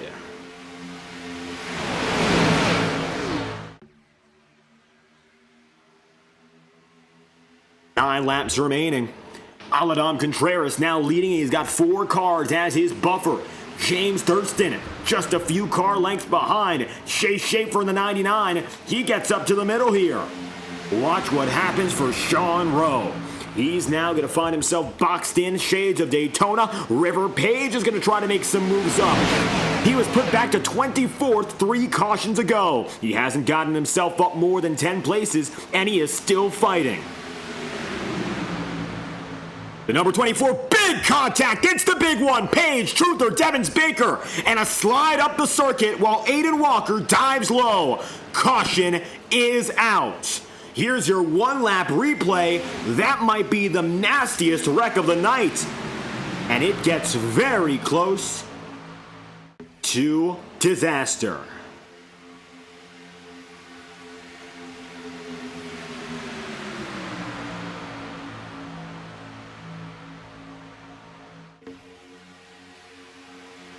Three wide. Chase Schaefer was up and ahead at the time the caution was called. He gets away, but very few others do. Watch this again. Slowing down to about a quarter pace at the time of the incident. You see Contreras wiggles, but then Devins Baker swoops up the circuit, collects Carlos Truther, gets to Corbin Collins, and then that gets Aaron Schugel. Horrible hit for all these guys involved, and they've had such great races. Page barely sweeps away. TCB and Aiden Walker collect each other as well.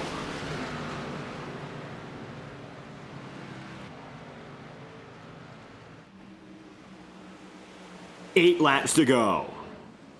Chase Schaefer, your leading man.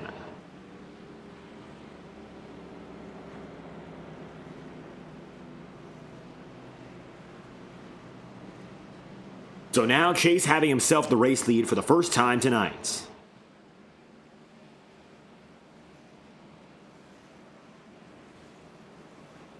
The number 104 of Tyler Shaw's got P2. James Thurston has third. Power Smash Infinity Speed Motorsports still divided, but River Page able to escape the wreckage, only now to head down to pit road just to get a little bit more of that back end fixed up. He's going to miss his pit stall pretty badly though. And now, as you can see, about half the field stays out. A little bit more than half, in fact. A few drivers head in for repairs. Everyone else that remains is still on the way. On the track, no less. Schaefer got the lead.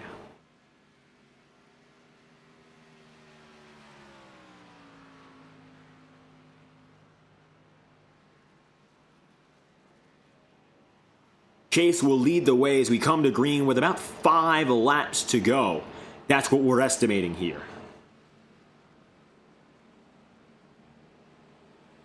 And furthermore, you'll have Tyler Shaw second, James Thurston third, Aladam Contreras in fourth, Dom Barbagallo P5.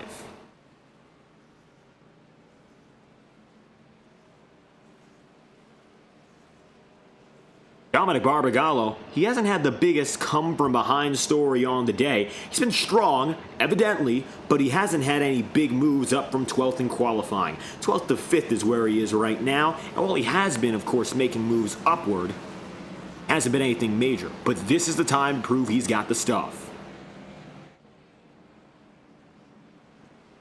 17 machine, with the bird paint scheme, he's getting ready to go at it.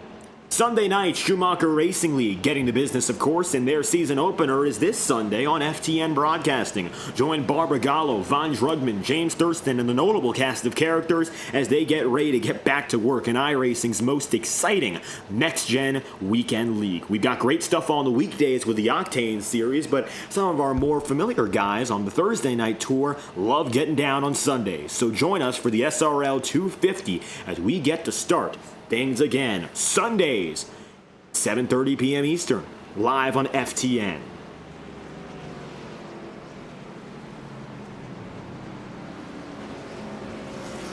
Five laps to go, and we go green. Chase Schaefer in control.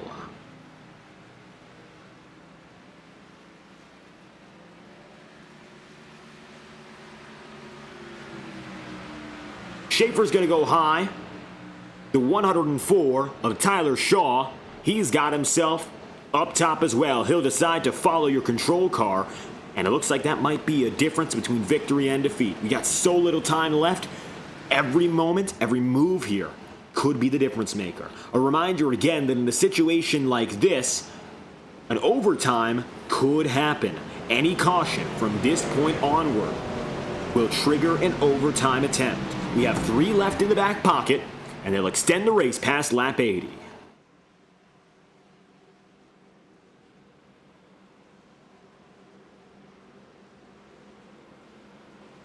James Thurston on the bottom. Up top, Tyler Shaw.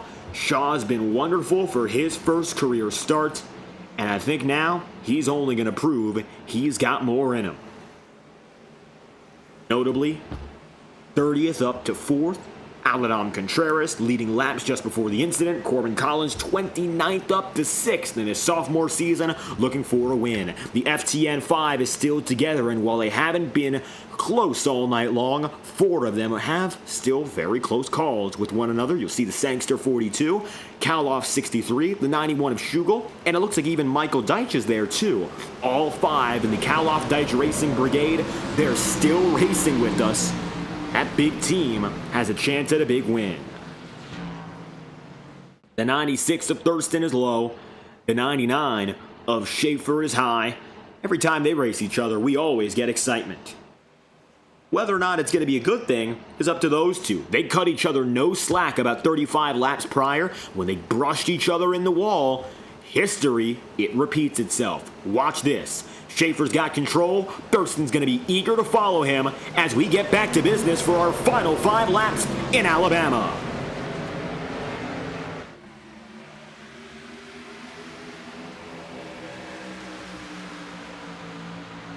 Green flags out. 5 laps to finish at the Talladega Superspeedway.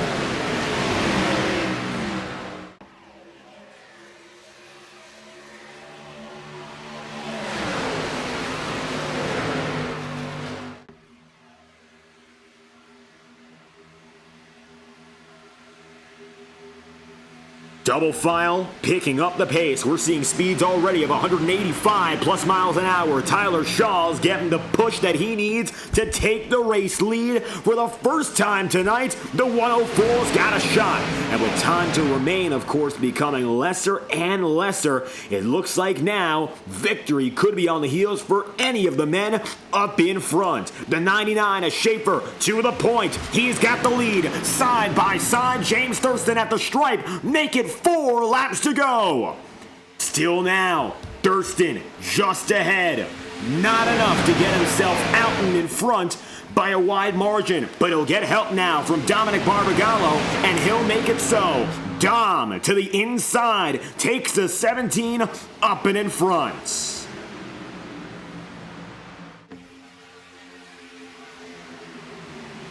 Barbagallo topside. With them is Demos. Now you've got that 13. That's Christian Delgado pushing and shoving.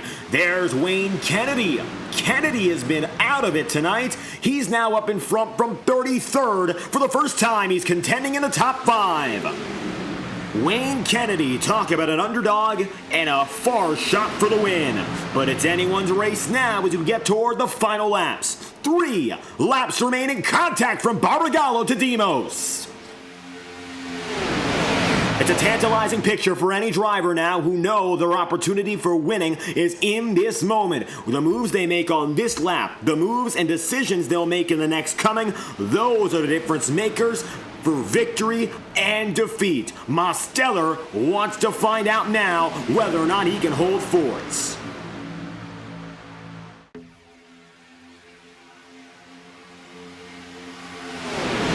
Demos down low. Barbagallo up top. It's been that way now for the past lap completely. James Thurston trying to play the role of the assist. No longer. It looks like now Thurston's going to go to the point with Christian Delgado still pushing him. 2 laps remaining. Barbagallo sent to the outside. He has no help. He'll have to wait on the outside groove.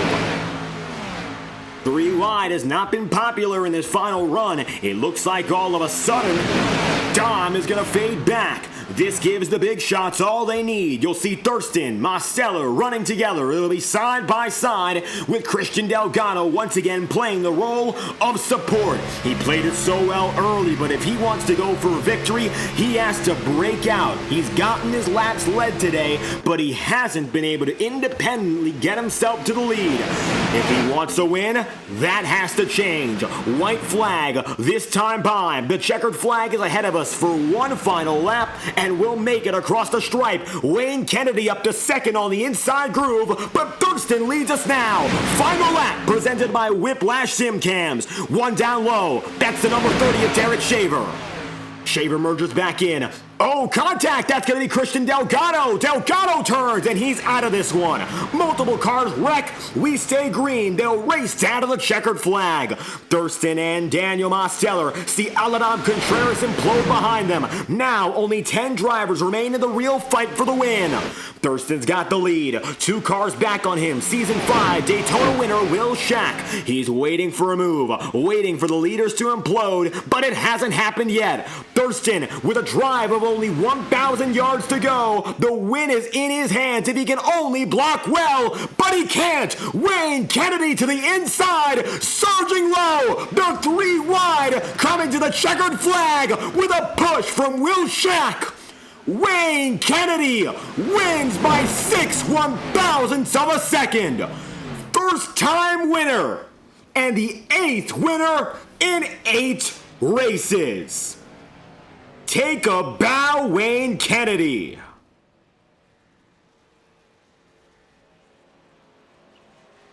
Way to go, Wayne. 33rd to 1st, last to finish challenge is complete. What a drive. And what a final string. Kennedy plays it perfect.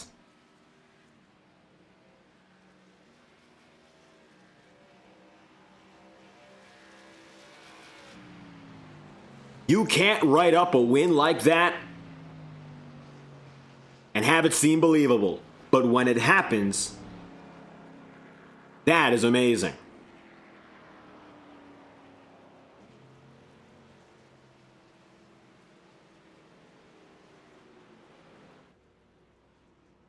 And he is worth the while when it comes to celebrating. Watch him burn it down. A slow, cool down lap. Could have taken him a long while to process this one, but I'll tell you what, an unforgettable drive for victory. Burning it down is Wayne Kennedy.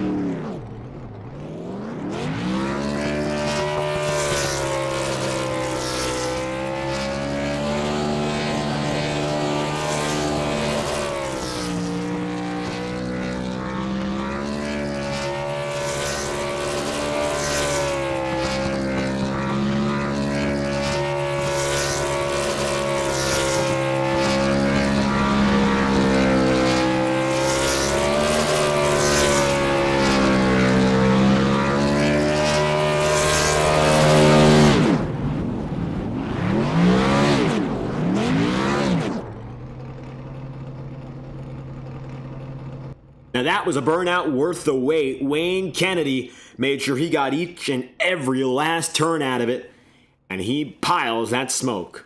Wayne Kennedy is your winner. He only leads 1 lap on the day, but if you didn't notice already, he led the most important lap, the final lap. Kennedy will win tonight over Daniel Mosteller, Will Shack in third, and James Thurston P4 all tonight. Then you'll have in fifth place Derek Schaefer and Mohamed Omir in sixth. Chase Schaefer goes seventh, and eighth goes Corbin Collins with Tyler Shaw P9 and Dominic Barbagallo rounding out the top 10. You'll have 11th place on the order. Then that's Terrell Baker. Carlos Schroeder goes 12th. 13th place will be Richard Bunkley, and 14th is Braxton Whitaker. P15 on the night will then be Sean Rowe. 16th place. Just after him, 5th to 16th, is Lars Kinnewith. 17th place will be Aiden Walker. Hudson Sangster, 18th. 19th position from 13th to 19th is Aaron Schugel, and Henry Kaloff rounds out the top 20.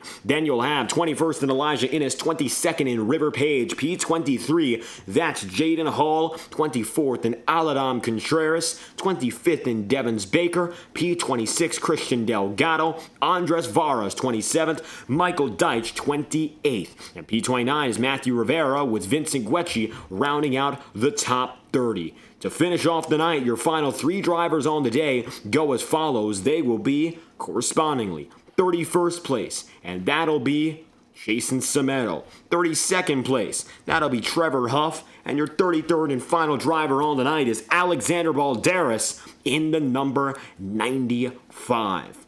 But as you can see, we took the tape back 10 laps, and Wayne Kennedy, your winner, is in 19th place here as we're looking at it.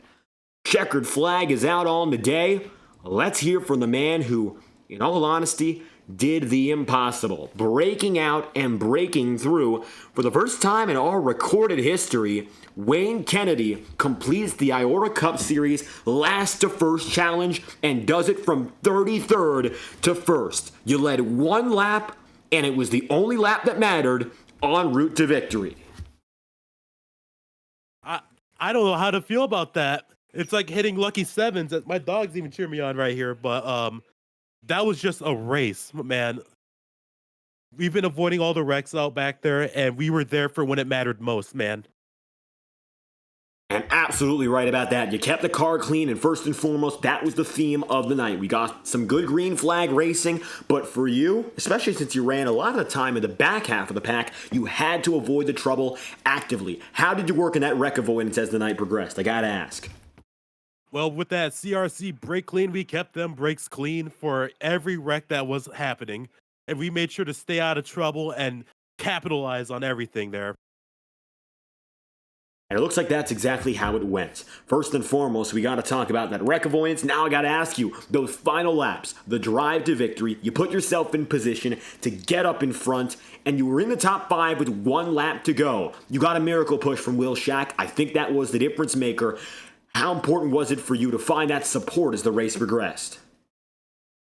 Listen, I owe Shaq and Thurston a lot of that because Thurston made that move, and I thought he was going to stay at the bottom, but he didn't, and Shaq shoved me up there to the limelight.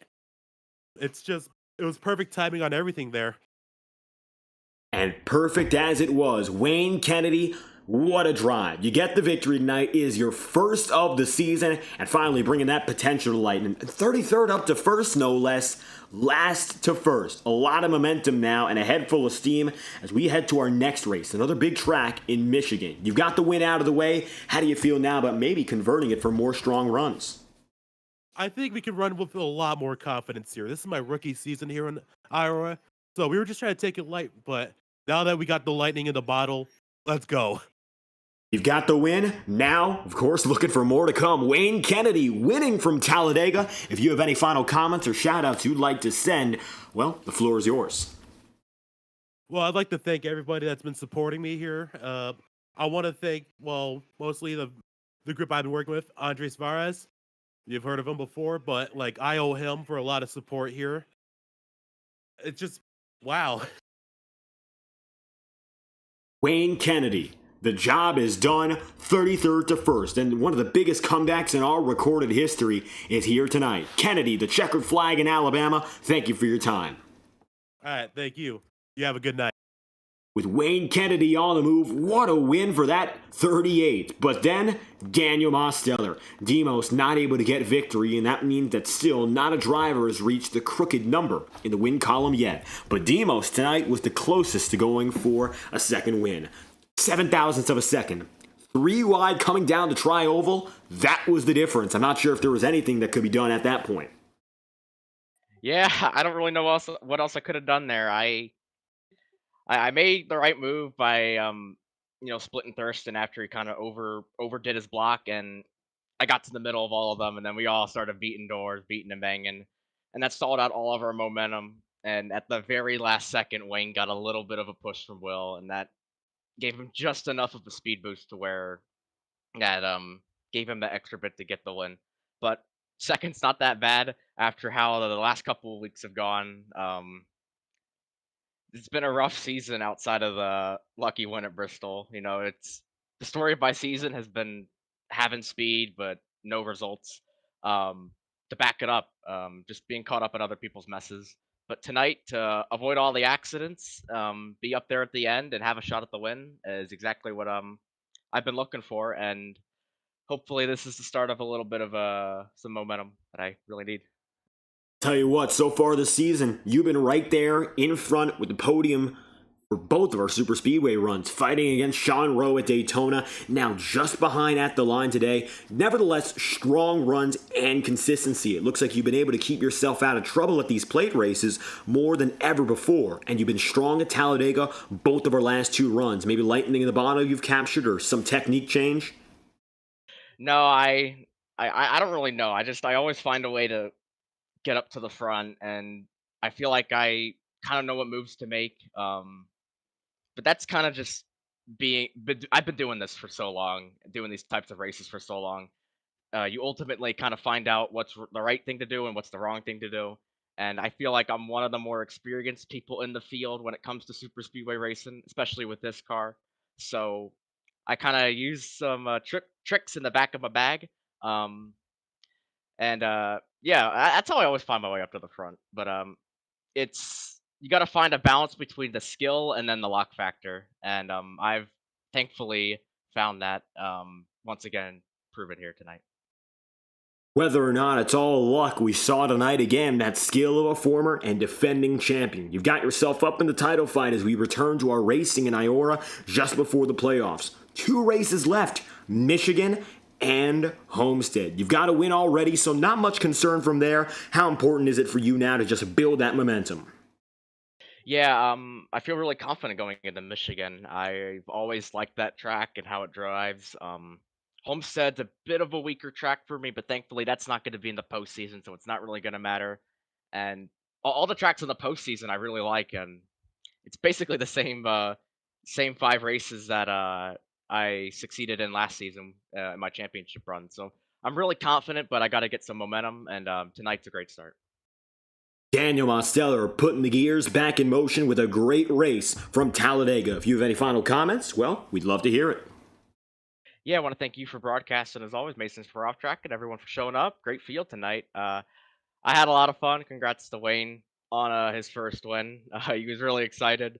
And Will for getting third. He doesn't get a lot of podiums in here, but the super speedways he's pretty good at. So I think you'll have fun talking to him next. Daniel Mosteller, second place on the day and 7,000ths back. Thank you again for your time. Thank you. Demos in the number 87 team, always strong at any track. Will Shack, the last time we saw on the podium, that was the number 31, winning at Daytona. We expected it will only be a matter of time, and tonight he played the giver in our podium situation. It was third to first, that shove to Wayne Kennedy, but moreover, you guaranteed yourself a good run drafting our winner to victory lane. Third place tonight for the 31 crew. That was quite a good finish for compared to how most of my season's been going so far. I'm super happy with how that went. And putting the to send it pieces in there back together as you mentioned. Go on, Will. And that final, breaking down that final, not even the final lap, just the coming out of the final corner. It's just that bump from behind where I was fully sideways. At that point I thought it was over. I had tried last resort trying to save that thing, but I thought I was gonna end up on my lid at the end of that. But So I was kind of shocked by how I kept it clean. Didn't really cost much from that, but I was able to still keep the momentum going and finish third off that. Like, couldn't really ask for much better out of that. Big points today, so happy with that.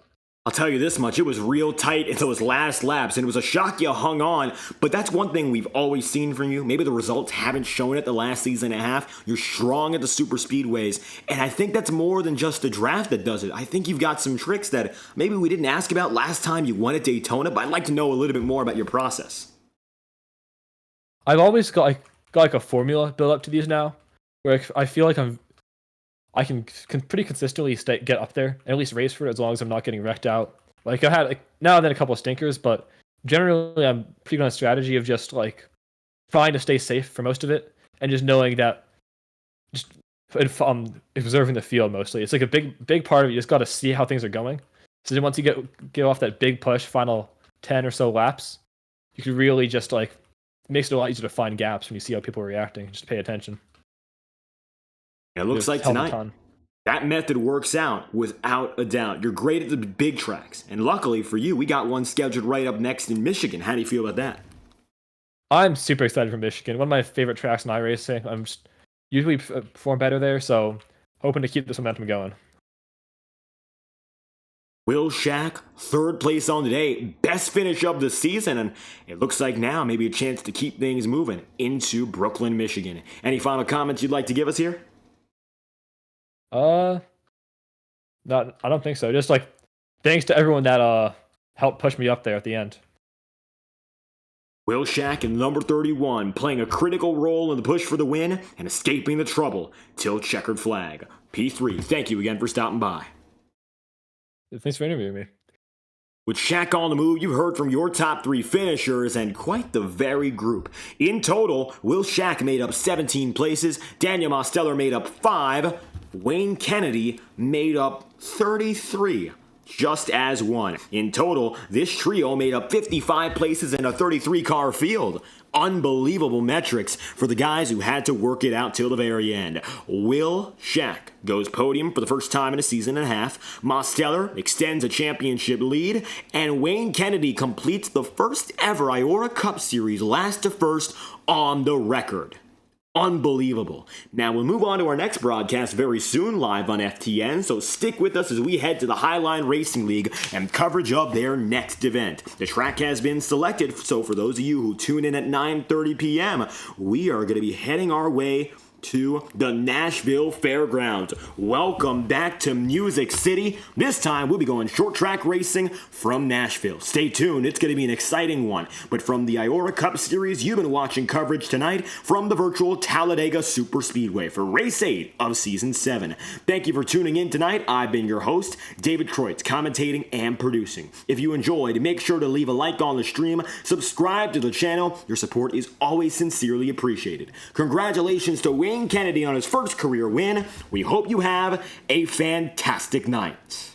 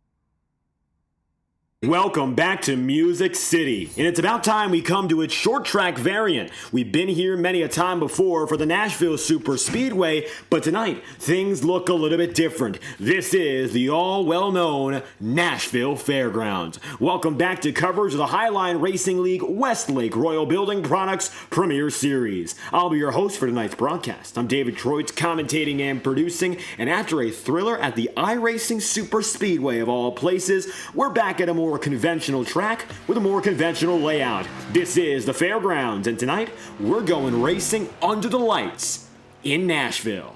Qualifying's on the way with 3 minutes on the board. It looks like we have just about 24 drivers, which means we'll skip our heat racing procedure and get to the main event. DJ Stagner is on the pole position, Alan Kunman is in for second, and we're in for a good race tonight, that's for certain. 120 laps on the docket from the Fairgrounds, and right now it's Dylan Wedgwood in the number 14 running 13th as it stands.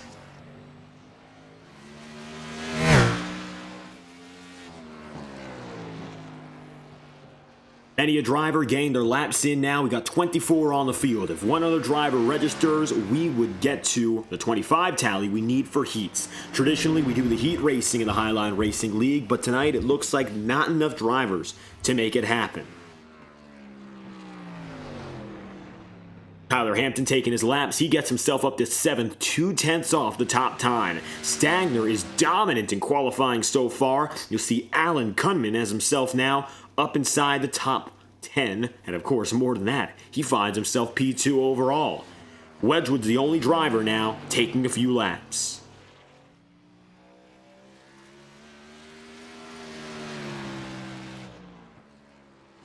With Dylan taking these extra laps, let's talk a little bit more about the format at hand, as a majority of the field has now gotten to grips with their qualifying times. At the top of the board, DJ is going to have the lead for a 120-lap feature, which brings us to the end of the night. We've got ourselves pretty familiar rules: no fuel limit, 4 sets of tire, that's all we've got. As a result, it's going to be a pretty calm and collected race if people keep it together. Yellow flags, of course, those laps will count, and pretty mild weather conditions as far as we're concerned. Currently, the ambient temperature is coming in at 79 degrees Fahrenheit with a track temp of 82 degrees. Wind temp, of course, going to be very little of a difference. Winds are currently eastbound with a relative humidity rather low, coming in at 39%. Wedgwood taking it off of the circuit, and it looks like now only Alan Kunman's parked number 8 remains on track.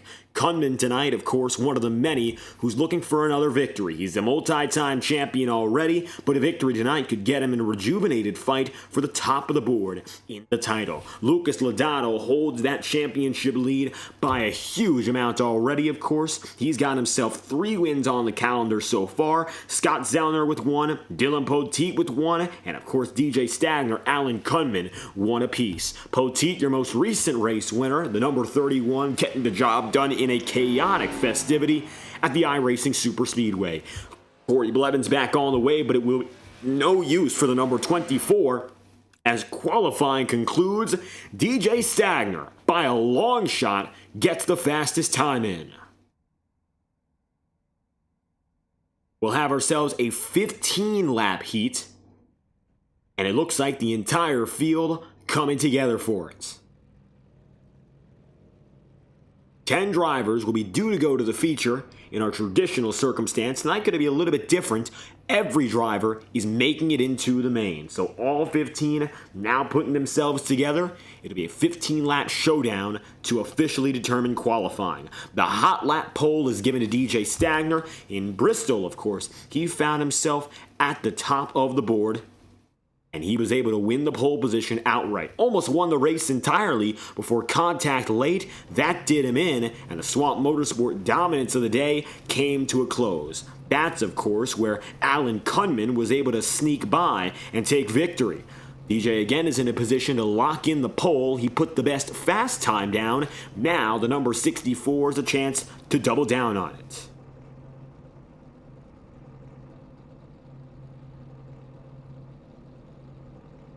Green flag coming next time by.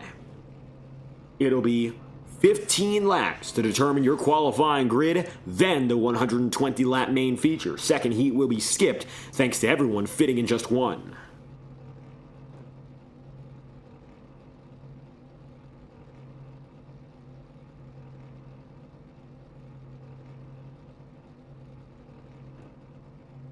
Stagner low, Alan Kunman up high. When it comes to short track so far on the season, these two drivers have been the best. Talking about the championship standings, Kunman right now doesn't find himself up in front as an immediate title contender. He is 23rd with 3 starts on the season coming into this race, so tonight is his 4th. He's made less than half the starts this season, whereas DJ Stagner finds himself 6th in the championship now. DJ has missed 2 races so far this season, so with those 6 races, he's now right up there, tied with Jim Fott for P6 and just behind Dylan Poteet. Poteet surging after his last race.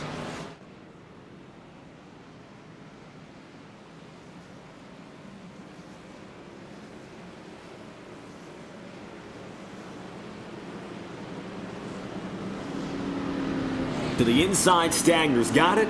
The iRacing official pace car will let go. We're going to, for the first time with the Highline Racing League Gen 6 era, watch the fairgrounds in motion. This coveted circuit previously hosted NASCAR Cup Series racing into the mid-1980s. Still a regular for short track action, and there's always been talk of bringing NASCAR back to Nashville. We've gone one step of the way with the SuperSpeedway, but there's nothing quite like the roar of the engines in the fairground. Tonight, you're going to hear it, you're going to see it, and the field's getting ready to give a great show to us all as DJ Stagner and Alan Kunman will lead them through.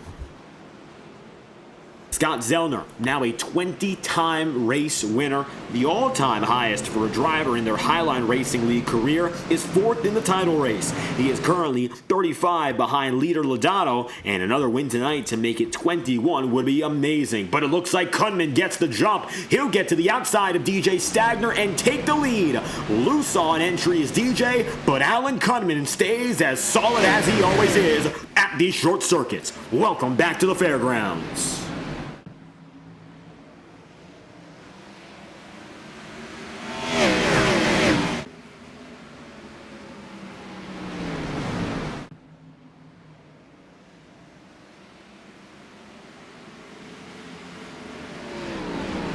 As we get through our opening 2 laps, it's going to be Alan Kunman firmly ahead, Scott Zellner, and with them now, DJ Stagner, both together. Watch out now for the 48 of Jimmy McKee. Jimmy right now trying to get up with his Blacktop Racing teammate and get a little bit closer. Oh, contact Dylan Poteet. Poteet into the 83 of Miller. It's a big one. And the entire field is collected one way or another. Matthew Rodriguez also involved. Huge wreck. Take a look back. Again, we'll stay green. It's only a heat race. But watch this. Seb Miller among those wrecked. Dylan Poteet, fresh off the win, gets hit, then slides into Seb Miller, turns him up the track, and it just gets worse. Joshua Sim, Corey Blevins hit. So is Adam Bozzi. Down the track, Scott Wheeler as well. It's the biggest wreck we might see on the night here. Bozzi into Rodriguez. And that is huge. Major implications on this entire grid. Everyone makes it to the main, but even still, that battle is going to change big time. Wheeler is into pit road. Joshua Sim is now going to be far back. Ty Smith, Sean Billman, Tyler Hampton, Adam Bozzi, Matthew Rodriguez, all 1 lap down as the leader. Oh, Scott Zellner spins. And your last 2 race winners both go around. The number 2 of Zellner, he's next. And Scott just went around big. He makes more contact. DJ Stagner now P2.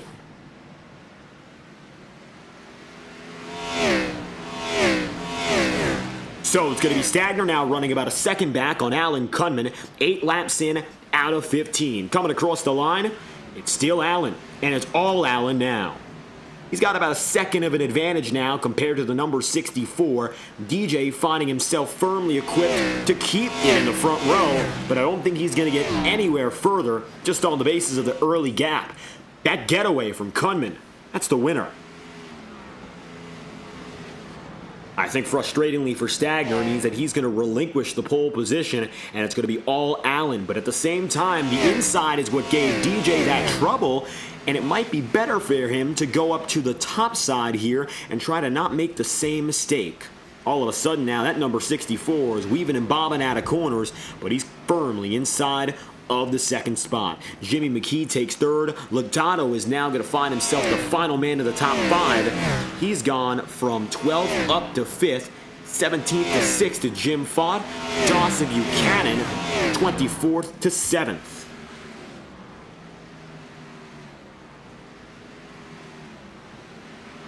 Side by side, the number 4 of Buchanan now that's going to be with Jim Fott, the rookie in the 21. Fott right now is going to be side by side. This is for position.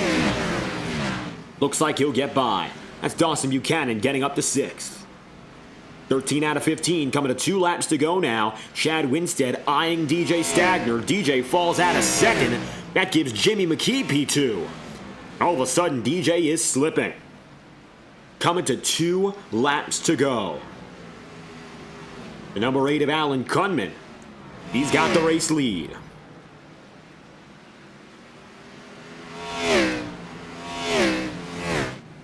Now Kunman's got all he needs to take it home for the pole position. White flag flying this time by for the number 8.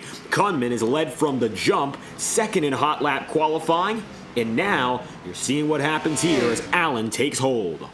1 lap to go, nobody else in sight. Blacktop Racing, 1st and 2nd places, and they will dominate your opening heat. Checkered flag is out. It's going to be Kunman winning over Jimmy McKee, and Chad Winstead coming through in 3rd. DJ Stagner and Lucas Lodato for the swamp finish 4th and 5th.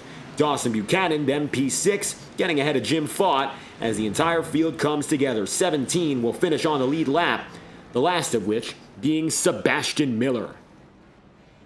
Qualifying has concluded, and it looks like now your starting grid, it is ready.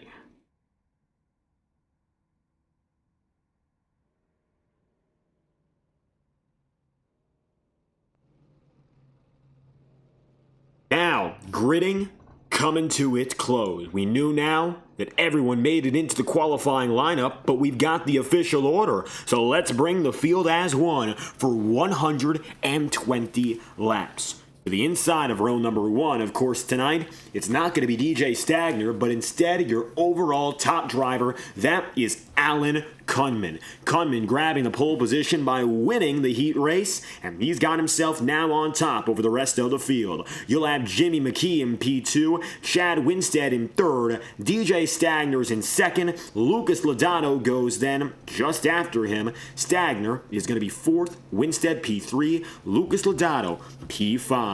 Dawson Buchanan, 6th place, Jim Fott in 7th, and Roberto Ramirez is 8th place on the day.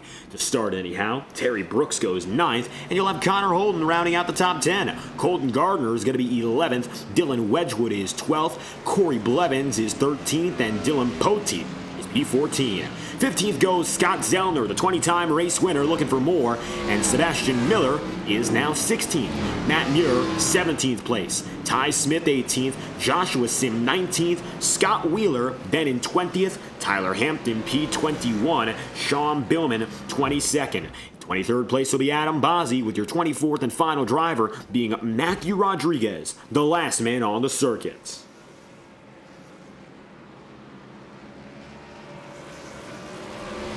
Kunman will be in control as the field gets back to speed for a 120-lap feature.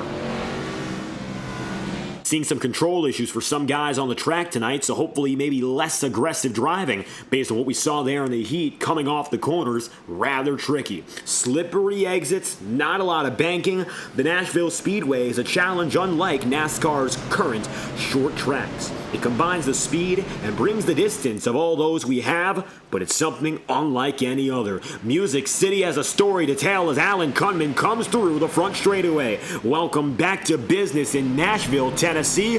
We're underway with Kunman taking control.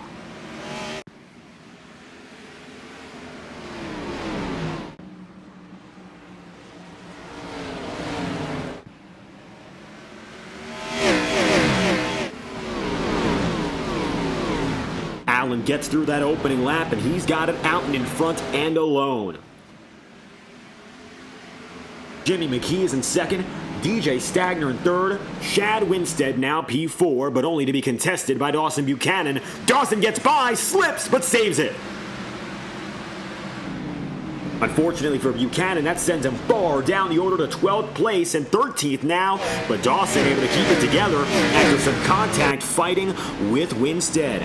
Dawson Buchanan in a sophomore season that's been mostly strong so far is 10th in the championship pylon. He finds himself currently 69 points off the leader in Lodato and is contending against Sean Billman and Scott Wheeler directly for his spot. Currently, he is ahead of the both of them, with Billman being dead last as it stands and Scott Wheeler running in 21st. But it looks like, of course, he's going to be shot down the order big. Don't think he's going to be making any immediate gains now by virtue of falling that far back.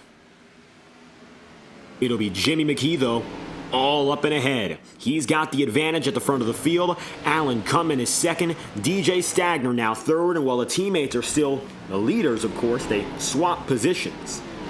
That's going to give DJ Stagner a shot to get by his own teammate in Lucas Lodato.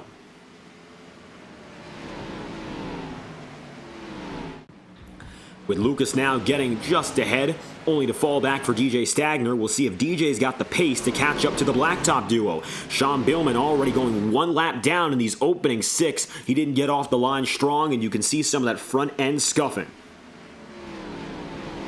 That's a big problem for the 06. Hopefully he can put things back together.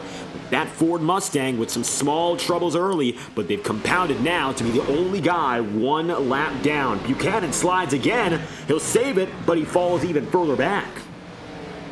Dawson now is going to be running 15th. Looks like grip, the big issue now for some of these drivers early on. Jimmy McKee to the points. Jimmy's got about a 3.5 lead over leader, of course, formerly Alan Cunman. Blacktop Racing is led exclusively so far as a team enterprise, and I think that's going to be a big deal for these top 4 drivers. Lucas Lodato, number 7, the 64 Stagner, running for the Swamp. And Blacktop, we've already said before, they're first and second now with Jimmy McKee and Alan Cunman. And I think these two pairs, 2 drivers each, are going to be the dominant guys early on. We'll see how much longer they hold off, of course, but for the time being, it looks like they've got it made. Then you got Roberto Ramirez now coming up on another one of the Swamp, Connor Holden. Holden has been, by all accounts, overperforming relative to previous seasons. He's in the battle for second place in the championship as Dylan Poteet locks it up. Dylan brings out the caution. Yellow flags out, safety yellow, the 31 around and alone. Watch this. Caution's out, first incident of the day. And this is why. Poteet, loose, in, minor contact, but your defending race winner should be able to get back on the track with little concern. Unfortunately for Dylan, of course, that's going to cost him quite a little bit of time. And we say quite a little bit because the entire field is still together. He's still on the lead lap. He should be good to go.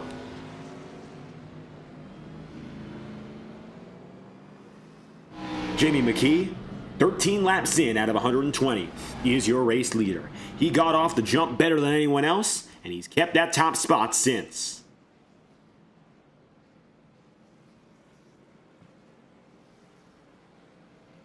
The 48 of McKee, he'll have full control. But with his teammate Alan coming right behind him, we're going to look for some team dominance to once again play a part. That's been a big role so far of the short tracks this season. DJ Stagner, for one, with Lucas Lodato. They were both fighting in the top 5 at Bristol before the contact for the race win made the big difference for Stagner. Alan Cunman was able to swing just under, get away, and get a victory. That broke the Swamp's dominance, and while they're still the winningest team of the season, they haven't proven indomitable ever since that race.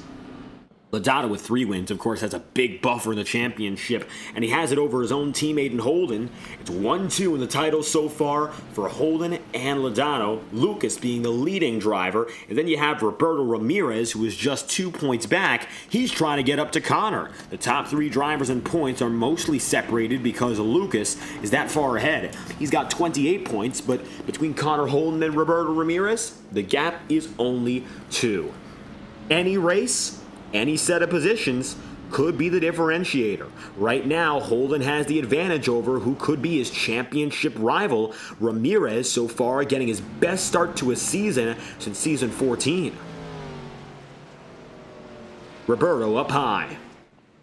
Jimmy McKee, no longer on the underside. He's going to let DJ Stagner go below him and let his teammate, and Alan Kunman, go behind him.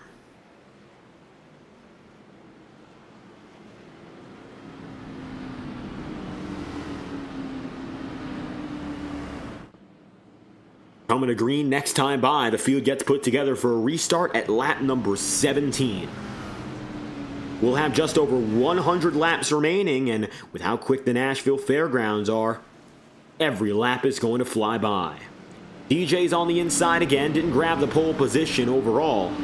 Got a chance now on that front row to right his wrongs.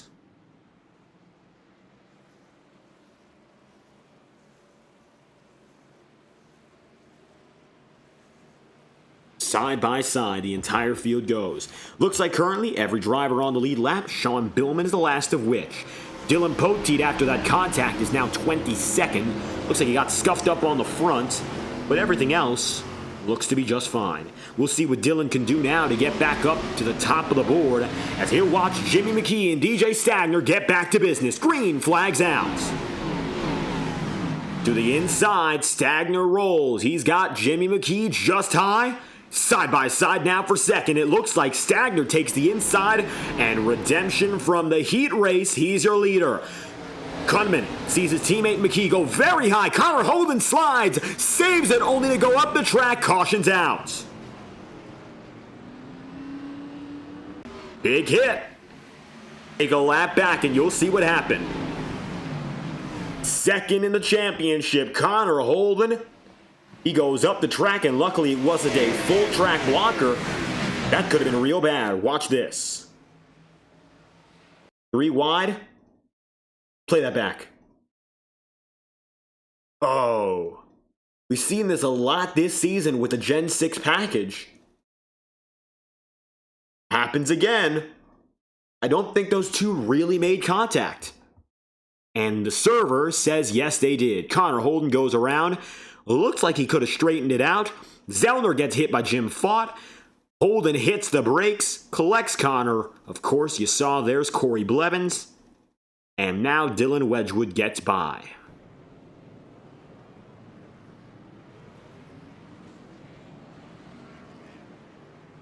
Spinning it around is the 81. Second caution, 19 laps in. DJ Stagner gets the jump, and now he's in full control.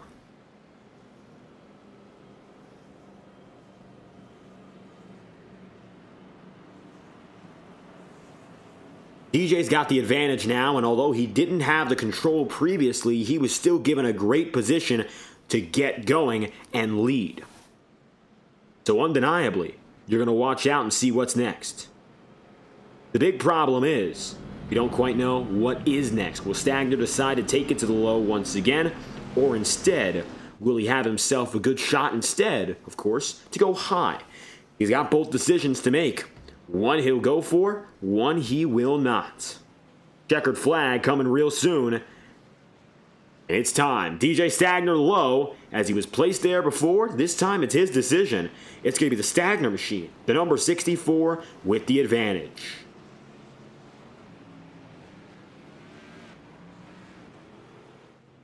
Getting back to business, the Swamp Motorsports duo is the front row. You'll have DJ on the bottom, and you'll have Lucas Lodato up top.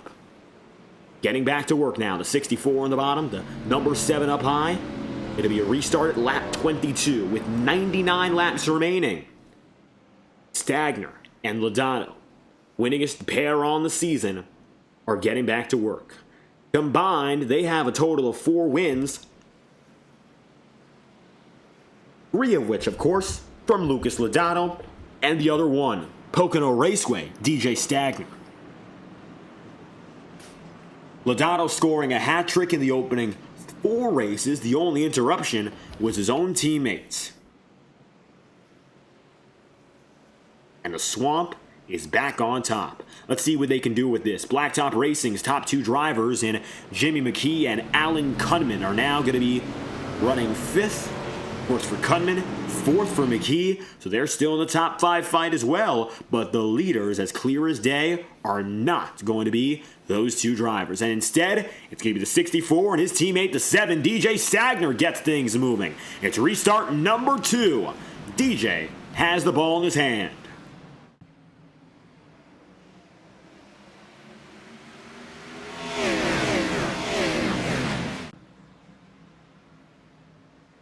Stagner takes it up high. He'll be blocking his teammate, but I don't think it'll be more of a block, and instead, he'll just decide to keep it up there to help Lucas Lodato out. Keeping the line together. To the outside goes the 64. Now to the inside is Jimmy McKee.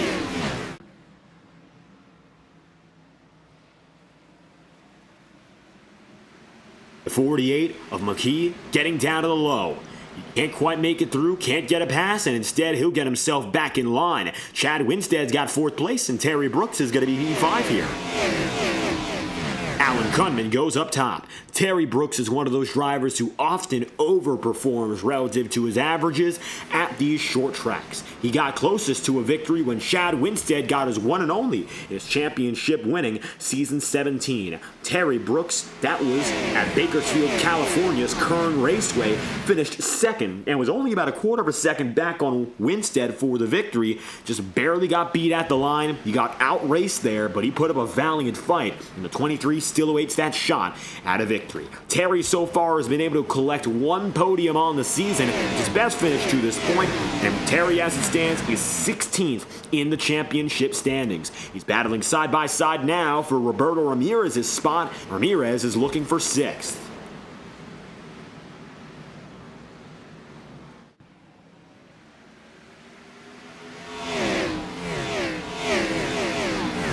Toe-to-toe, even still. 28 laps in out of 120. The leading battle is going to be rather calm when teammates are in control. But Jimmy McKee, watching, I don't think he wants that to stay the same at all. He's got more time now to pull it together. Gets to the inside of 2nd place Lucas Lodato. Now he's got a shot to get low. Lucas gives him that room. He can't defend forever, but it looks like McKee slippery off exit. Happened to DJ to start the heat race, and again, if you compromise your entry or your exit, it's going to bottle you down the whole lap. A mistake like that has grave consequences, and it looks like it happened again for the number 48. That's going to lose McKee a lot of time. That's going to give Chad Winstead 3rd, and it's now the top 2 drivers again in full control. Lucas Lodato running with DJ Stagner. These 2 are connected. They're practically impossible to stop. Scott Zellner, the number 2, catching up again now to the 41 of Roberto Ramirez. While Zellner is not yet top 3 in the championship race, he's only 5 points out from being there, whether or not he gets by Ramirez or if he gets by Connor Holden. Right now, with Holden slipping back today, it looks more than likely that it'll be Zellner against Holden for a top 3 spot in the championship race. And if the race were to finish now, it would be Zellner P3, Ramirez P2, Holden dropping back to 4th, even though he finds himself 2nd now. He has a 7-point edge right now over where Scott Zellner is, but 7 positions does not carry the big weight of a 10-spot gap. And unfortunately, that's the deficit these guys are facing.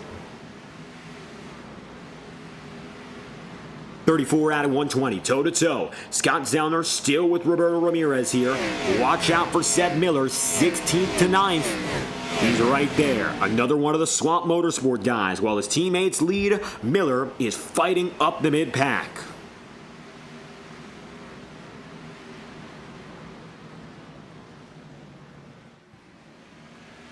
single file most away. Lucas Lodato and DJ Stagner have organized strategy to perfection. Even though the heat and qualifying didn't go their way, all of a sudden it appears that now these two drivers are running away with this race lead. Might not be the win just yet, but Jimmy McKee tried and he failed to get back up there. He'll have to wait for a mistake or another opportunity to make things happen. Lodato up and ahead. Stagner in second, Jimmy McKee in third, Chad Winstead fourth. Fourth place for Winstead, of course, is a strong run from third in qualifying, and it looks like your top five, all five drivers are still in it, just in flipped orders. Fifth place running was your pole sitter.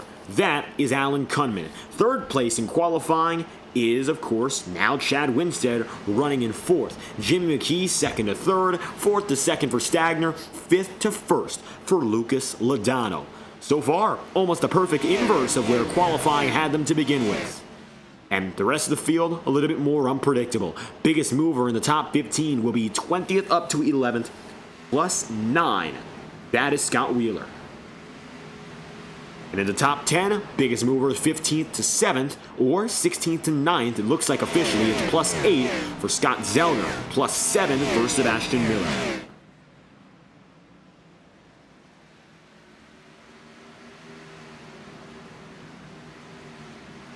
The 83 of Miller having a great race so far, and then the entire swamp is. The only problem is going to be for Connor Holden, anyhow. We look back to him fighting against Corey Blevins and Jim Fott and company. Not where he would like to be, not where he needs to be, respective to the championship race. The driver, the 81, loose once again. He is far back of where he needs to be. Roberto Ramirez battling at 8th right now is going to be a huge problem. Not a race-ending or a season-ending problem per se, but being more than 10 points, or rather positions out in a 7-point race between he, Ramirez, and Zellner is substantial. Ramirez is going to get a clear open shot to get himself up to second in the championship race. Caution's out again. Back of the field, it looks like Ty Smith a little slow. Let's find out what happened here. He looks to be just fine across the line. Colton Gardner pulling it back together. Take a look one more time, and he was just by the incident. There, it's Matthew Rodriguez. Here's a lap replay to show you what happened to Rodriguez as the 0-1 goes around.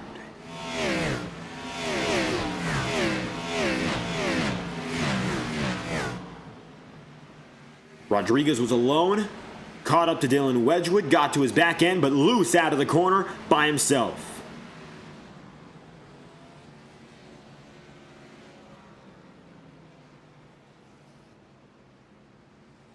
Caution's out. It's a third of the day. 43 laps in out of 120. 24th place is now where 0-1 Matthew Rodriguez is.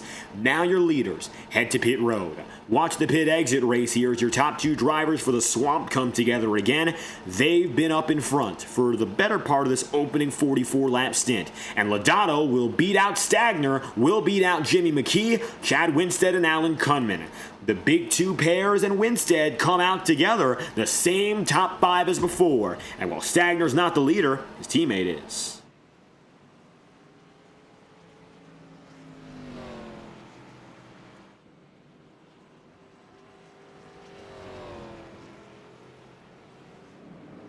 Lodato at the line, pulls it back together. He and teammate Stagner are getting ready to roll it through.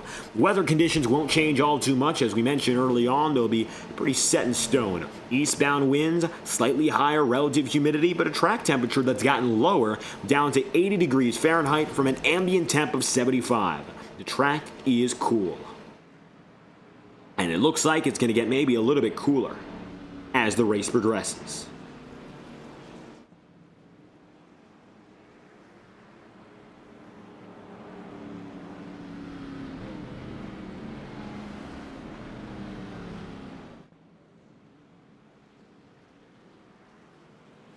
The inside, Lodato. Up high, DJ Stagner.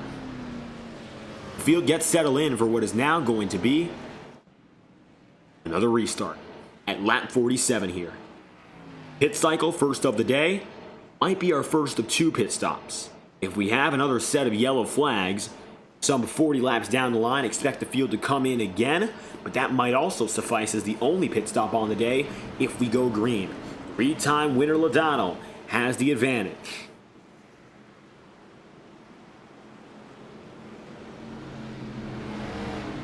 One lap to green. Caution extended. We'll restart a little bit later. That'll be lap number 48 rather than 47.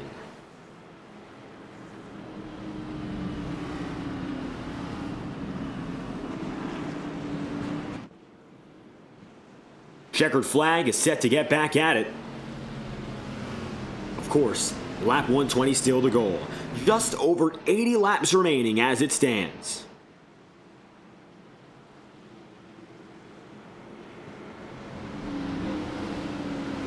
The field will go green. Lucas Lodato, DJ Stagner, still your top two. Jimmy McKee now facing off against Chad Winstead, and he's the only one of those lonely Ford Mustangs up in the top five. Green flag's out again. Lodato gets the jump, and his teammate Stagner now facing the heat.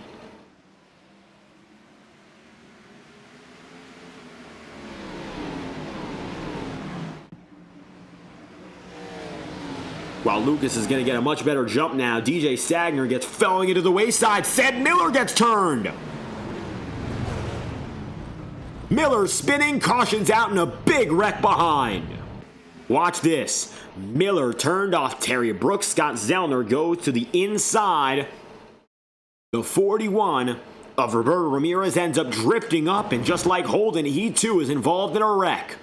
Ramirez then hits Nat Muir and Terry Brooks, and piling into that one, Dylan Poteet and Connor Holden. Big hit. Dylan Wedgwood also involved. Ty Smith parks it. Luckily, the 4 of Buchanan gets away. 2 of your top 3 drivers in points collected in that incident. And the other one of them is the man leading.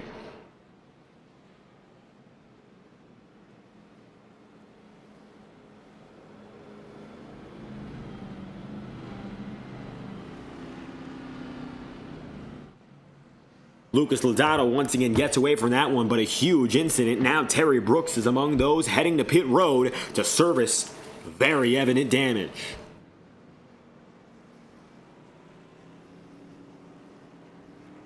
Luckily, the back end of these cars can take a good beating. Scott Wheeler heading in as well. Looks like some front end damage. Scuffing on the Mustangs is most noticeable. And now you'll see the 0-1 of Matthew Rodriguez on the way. Rodriguez involved in the prior incident alone and still servicing himself after that one.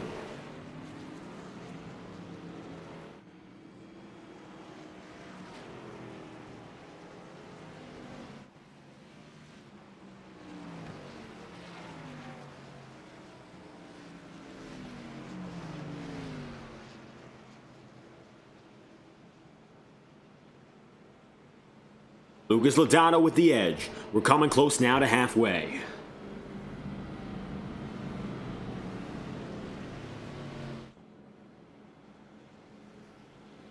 Top 10 goes as follows. Lucas Lodato and the familiar top 5. And Jimmy McKee, DJ Stagner, Chad Winstead, and Alan Kunman. But the unpredictables are further back.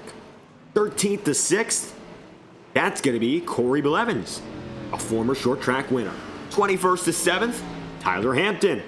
He's also a guy who competed for the Bristol win and got caught up in the late contact. 15th to 8th, Scott Zellner, the all-time winningest driver. And 19th to 9th, rookie Joshua Sim.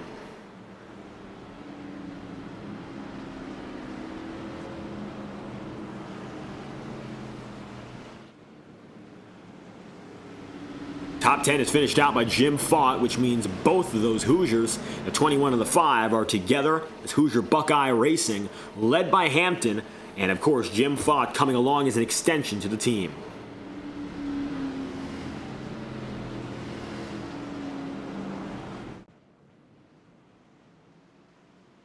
So far, the Jordan number 48 has been the only driver to hold a candle to Swamp Motorsport dominance. Alan Kunman had the pole, but he fell back rapidly, and so it's been left in the hands of his teammates to give a good fight to those up in front.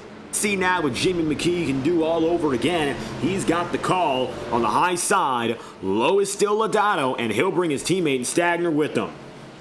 Total team control down low, and a few independent guys up top. Green flag's out, and it's clear the swamp gets away.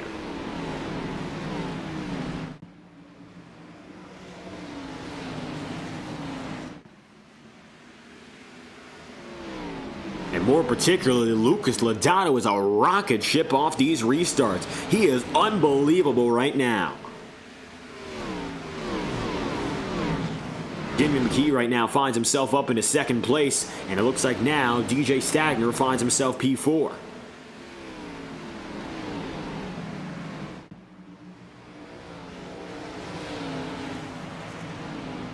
DJ side by side with Alan Kunman.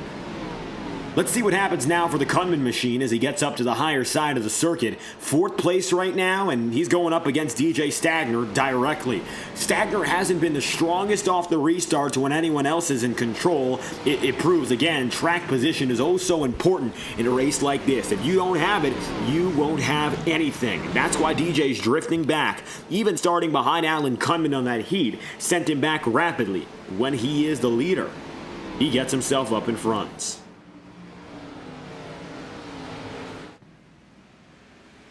To the inside, Jimmy McKee gets loose and he'll bobble out of line. Jimmy out of 4 with some trouble. That gives Chad Winstead second place. Alan Kunman can't get back up there, but now it's going to be a battle between these teammates.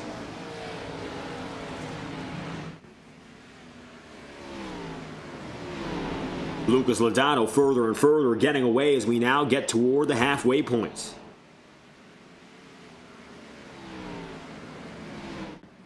Lucas to the point, 60 laps in out of 120. Coming next will be lap number 61, halfway down, halfway to go. Lucas Lodato, the man to do the honors, and the number 60 of Chad Winstead is just behind. Chad has gotten up into the highest spot. He's won, of course, up to second place. He's up high in the number 60, and he's looking for more. P2 right now. Let's take a ride on board now with that number 60.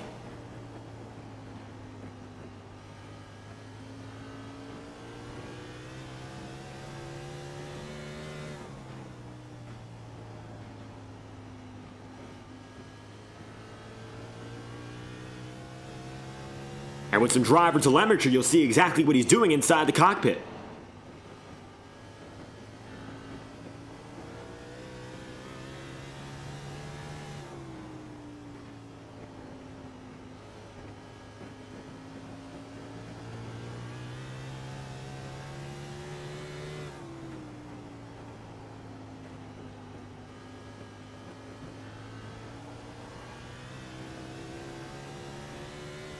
He's been in the top 5 all race long.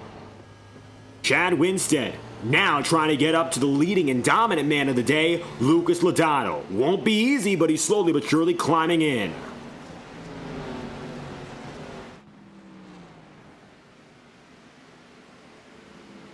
Lucas here, only 3/10 back is Chad Winstead.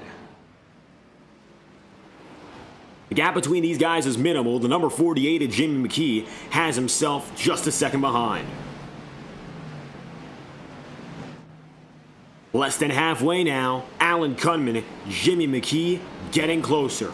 DJ Stagner here. Let's see what happens as he's in the top 5 watching his teammate. The Swamp is 1st and 5th. Blacktop is 3rd and 4th. And you got that number 60, the flagship man.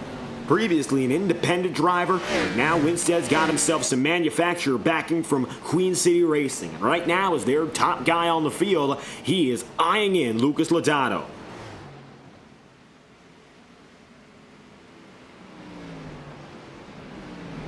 .53 laps to go. Further back, the battles haven't been as tight, but you can see some side-by-side racing. Connor Holden trying to get further ahead now of his rivals in the points, including Roberto Ramirez. Ramirez, the 19th place driver in the number 41, he's got himself 11 places back, Roberto. He's further back where he would like to be compared to where he qualified. And for that number 2, Scott Zellner, he's been able to recover after spinning. He's up to 7th from 15th. So overall, Zellner's gotten away better than a Holden and Ramirez, but Roberto falling on a rough patch when it matters most. Flailing in the clutch could be the differentiation between him going up to second in the points to going down to fourth, and he can't afford that, that's for sure. Connor, right now, he'll stay in the top 3 in points no matter what.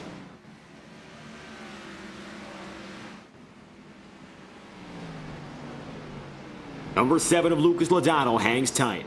Chad Winstead still there, caution's out, and it looks like we have trouble. It's going to be Dylan Wedgwood. Wedgwood brings out the yellow. Take a look at this.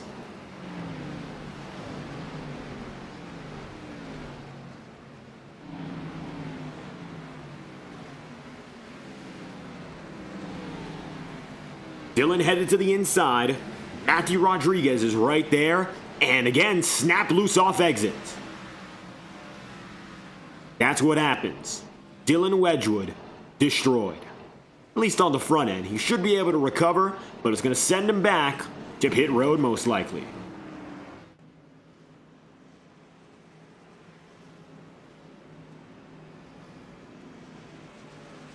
Lodato to the inside, DJ Stagner staying out, and a split in strategy between your guys up in front. The number 7 decides to head in. An interesting call now as Lucas comes through.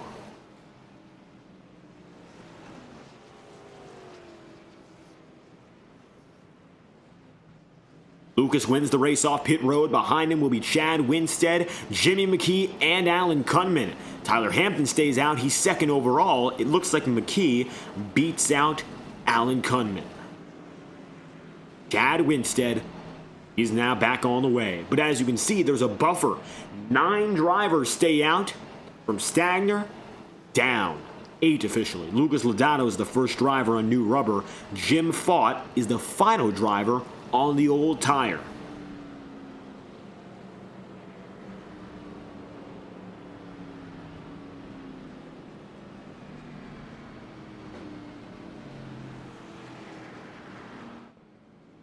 "47 laps to go."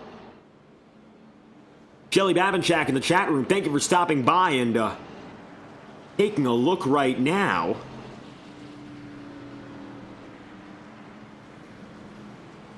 Just confirming very quickly what exactly is going on. Give us just a moment.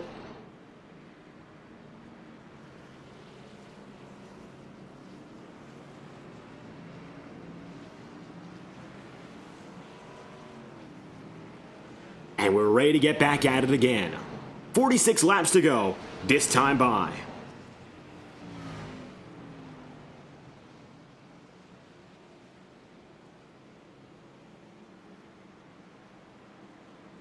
Side by side, Tyler Hampton on the inside, DJ Stagner up top. And the field will return to green with only 45 laps to go. 1 lap to green, extended ever so slightly. Gonna give it a little bit more time now for everyone to put it together. We got 21 drivers on the lead lap. Roberto Ramirez will be the last of which you'll see him now getting back up to them. 3 drivers off the lead lap. Oh, contact for Ramirez there. And he'll have to slow himself down. Nevertheless, DJ Stagner is the man in control. Getting to work up and in front. It'll be the 64.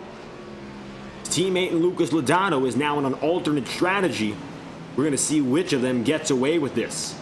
Very likely that Lodato pulls through, but I don't believe he's going to have the immediate effect. Stagner and Hampton go at it for the first time. They'll be toe-to-toe, and now it's a battle. 3 wide with Tyler Hampton diving deep. Contact, big contact. Matthew Rodriguez all over the track. The caution's out. 44 laps remaining. A big incident on a restart.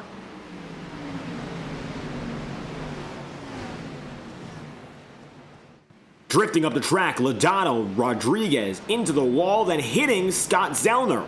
And a massive chain reaction.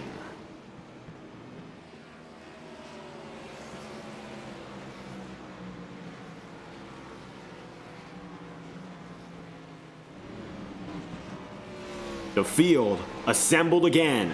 Caution's out now. 6th time on the day. With the yellow flag now becoming completely more frequent than we expected, this last 40-lap run is going to be hopefully not broken up by all too much.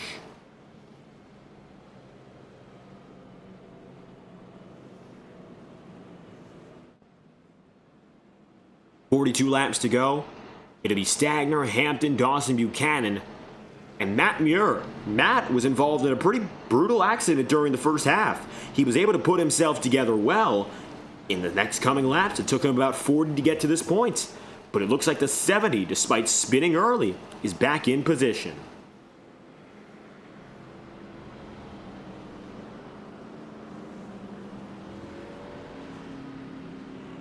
Joshua Sim, 19th to 5th. Biggest mover now in the top 5.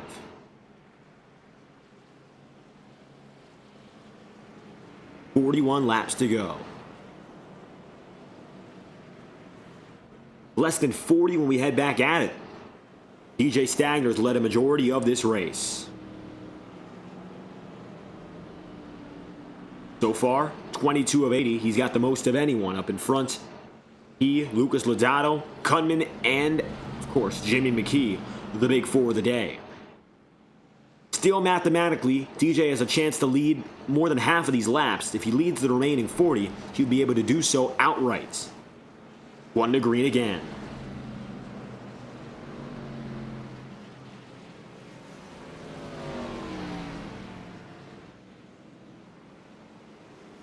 "21 drivers on the lead lap, same as prior. Although there's been a lot of big stack-ups, the damage hasn't been all too severe in many of these cases. As a result, we've been lucky to see drivers getting away from incidents more than anything else. We saw, of course, Matt Muir's gotten himself up in the top 5. Further back, you'll see Scott Zellner's recovered for 12th currently, even though he just spun. And it's an up and down day in terms of who's where on the order. Connor Holden's up to 6th. Now he's doing better than both of his rivals for 2nd in the championship.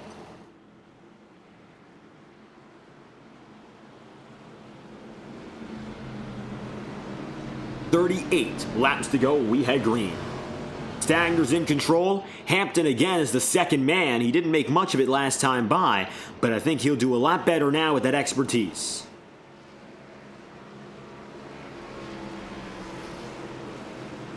Dawson Buchanan and Matt Muir, the second row. And familiar company further back, but a few of those newcomers such as Jim Fott and, of course, Joshua Sim. The old tire brigade still leads. The boys who got new rubber are still outside the top 10. Tyler Hampton, and he falls through again. Connor Holden slides, another caution. Just as soon as we got this race going once more, it looks like an immediate flop. Oh, Jim Fott into Holden, takes him up the track. Contact, McKee goes around. Kunman. And then there's Scott Wheeler.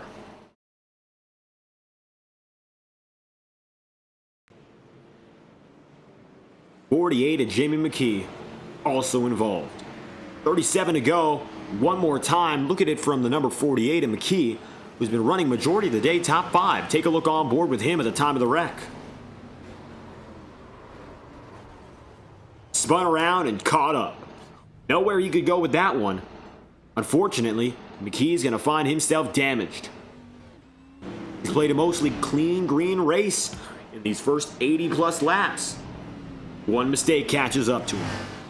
Small front-end damage, we see it on the right front, but otherwise he'll be good to continue.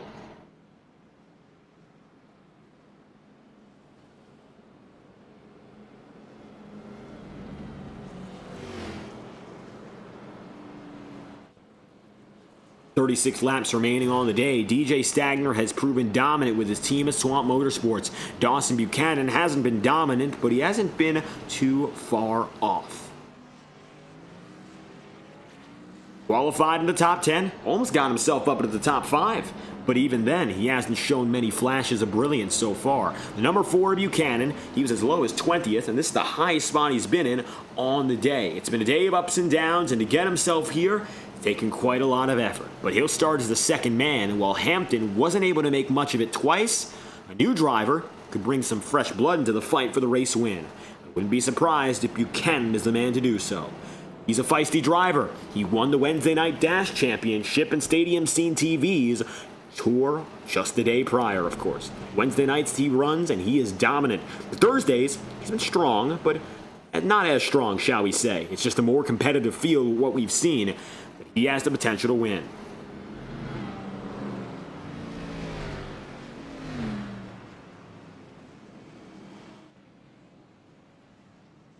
One lap to green. It'll be 32 laps to go based on the previous extensions we've gotten, and the iRacing pace car once again signals. These final 30 laps are going to come and go whether or not there are cautions now. We've spent quite a few laps this race pacing, getting things ready for this moment. And now it's about time to pull it together.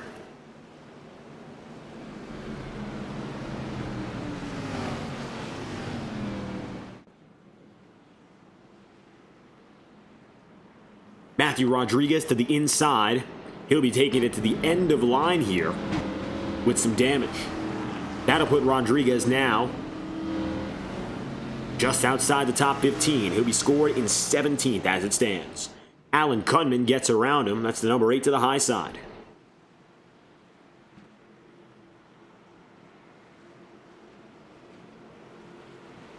Buchanan down low is going to try to do what Hampton couldn't, and what most drivers, except for Stagner, haven't yet. Make the inside worthwhile on a restart. So far, the outside has been king for all but one, and that man's leading. Dawson Buchanan looks good. He might have sputtered, but he did not slip. He'll hold on to second, but DJ Stagner just gets away better again on the outside.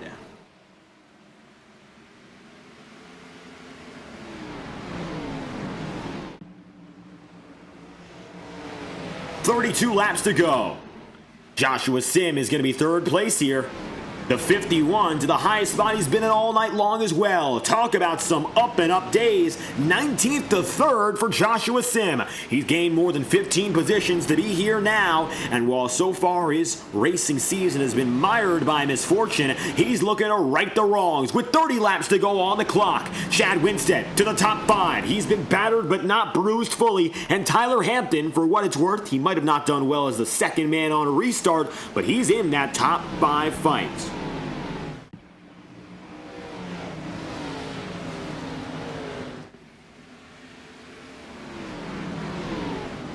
The 60, just ahead and only just of the 70 Matt Muir. Watch for Muir. He'll head up high again.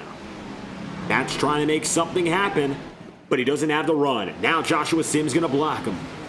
Joshua trying to hang on to third place, the only time he's had it all night, and he does not want to lose it. Dawson Buchanan is now comfortably second, but even then, DJ Stagner's breaking away. DJ is looking for his second of the season, and he's looking to back up what was a sneaky run to the win in Pocono with a more dominant affair. He is currently 6th in the championship, but this could bump him up to the top 5. A win like this. Buchanan's riding his back bumper. Lucas Lodano is now side by side with Joshua Sim. Watch out for the new tires.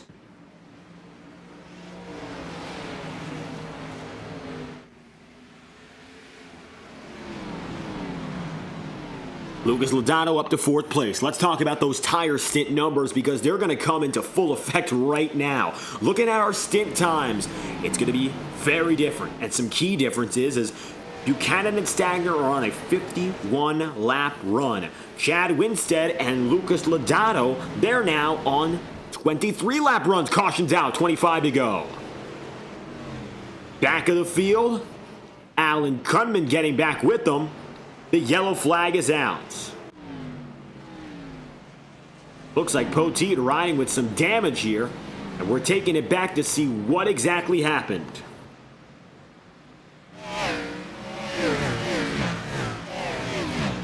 Taking it high up, looking at the mid-pack of the field and then on back. Oh, we see it, back of the field. That is Scott Wheeler. Wheeler is going to go around and looks like he gets loose alone.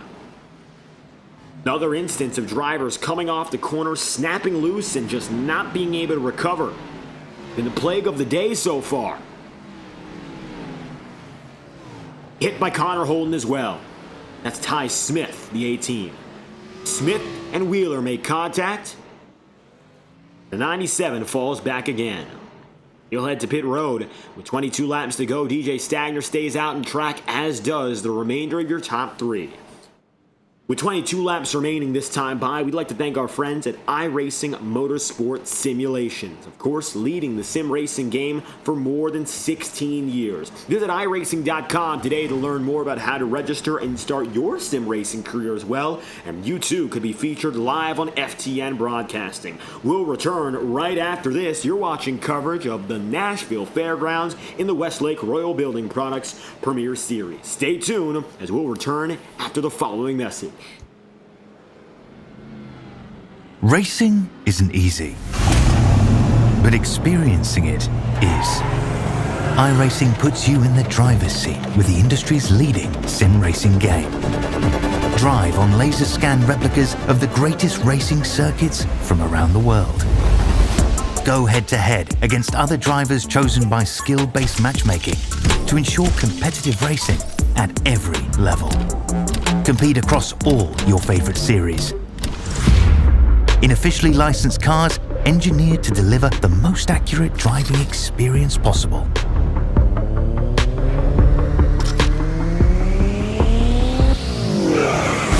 Join a race or host your own with players from across the globe. Race against the computer or in a league with friends. Feel the thrill behind the wheel. Visit iRacing.com.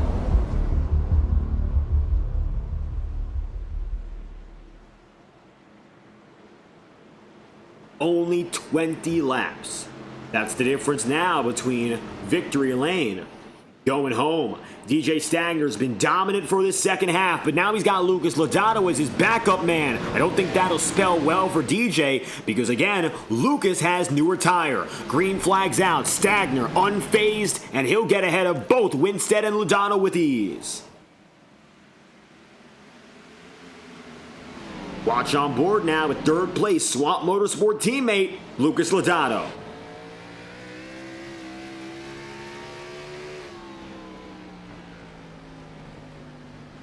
Lucas, the car low, buckles to the inside, can't get it, snaps loose again off the corner, and the number 60 of Winstead is using that outside to his advantage. Compromise the line of the number 7 and try to figure things out from there. It looks like currently, anyhow, that's the big problem for the number 60. Chad Winstead, of course, having difficulties keeping the offense on, but his big strength is that defense on Lodato. Now Lucas heads to the inside again, tries, the quarter panel is good, the door is good, they're side by side, but he's loose again off the corner, and he really manhandled it down the front.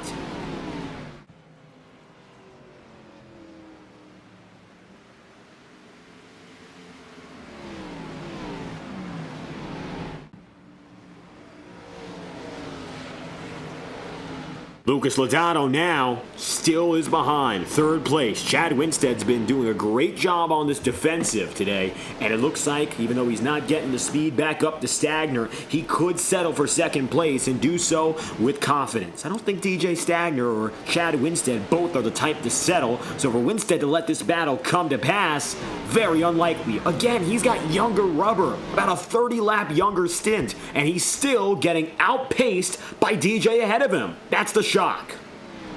DJ Stagner looking to put himself back in the top 5 in points. A performance like this would be able to seal the deal. Gaping Ginger, thank you for stopping by, showing some support for the number 21 of Jim Fott. 2 laps down, currently getting some service. Jim's night is not done, but it looks like he's fallen on some rougher patches. That 64 to Stagner has been able to avoid. 14 laps to go. Make it 13. The Baker's dozen now for the 64 Stagner. You got Chad Winstead in second, Lodato third, Scott Zellner in fourth, 15th to fourth now for Scott, 23rd to 5th for Bozzy, cautions out. It's going to be another incident in the back of the field, and you can see it there. Connor Holden. He's been involved in multiple today. Contact with Dylan Wedgwood, drifts, overcorrects, slams Dylan Wedgwood. And another nasty hit for both drivers involved. Dylan here in the 14. I think he gets the worst of it, even though he didn't really find himself starting the hit. He was door to door. Then he gets rocked back into Alan Kunman. Huge, I think crippling damage for both he and the number 8. Alan Kunman gets his right front lifted. That is brutal. He'll head down to pit road, but there's not much that can be done now. With less than 10 laps to go, we go green.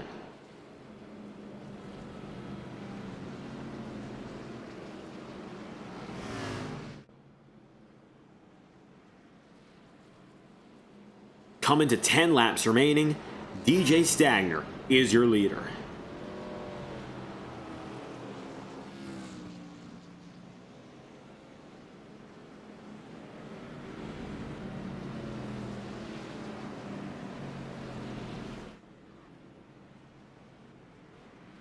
We'll have less than 10 laps to go. Any caution after 5 to go again will send us to our one and only overtime attempt.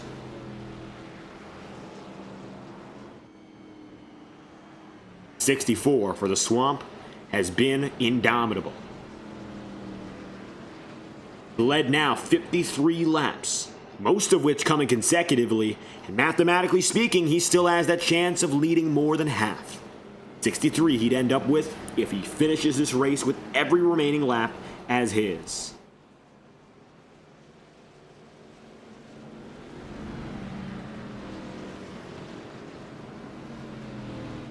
One to green, this time by. Chad Winstead goes down, DJ Stagner stays up.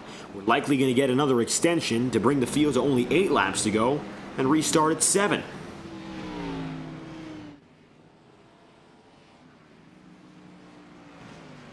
Lucas Lodano again will find himself starting behind his teammate, and the Swamp has been trying desperately to put it back up 1-2. They had that brief period at about lap 40 where they held the advantage over everyone, but tonight, that's no longer going to be the case. Instead, looks like now they're going to have to fend off Winstead. Winstead might not be the only challenge. Watch out for Zellner. Watch out for Bozzi. These are the guys who absolutely want to go at it as well. And they are going to give it their all, knowing this could be the last shot. 7 to go, and less than that. DJ Stagner's got it high. Chad Winstead's on the bottom. This is the do-or-die restart. Anything else will send us into an overtime. There's no turning back from this.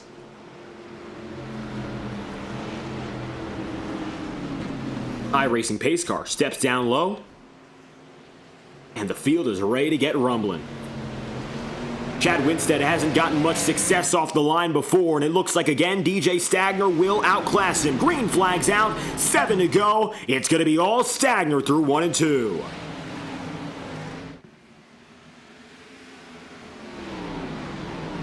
DJ to the points.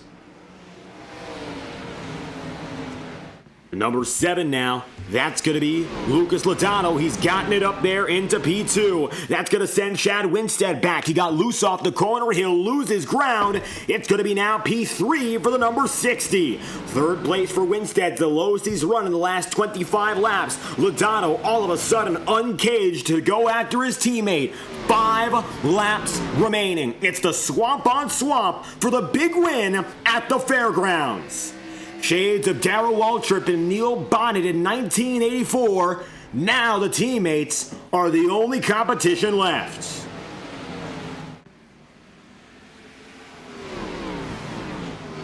Four to go.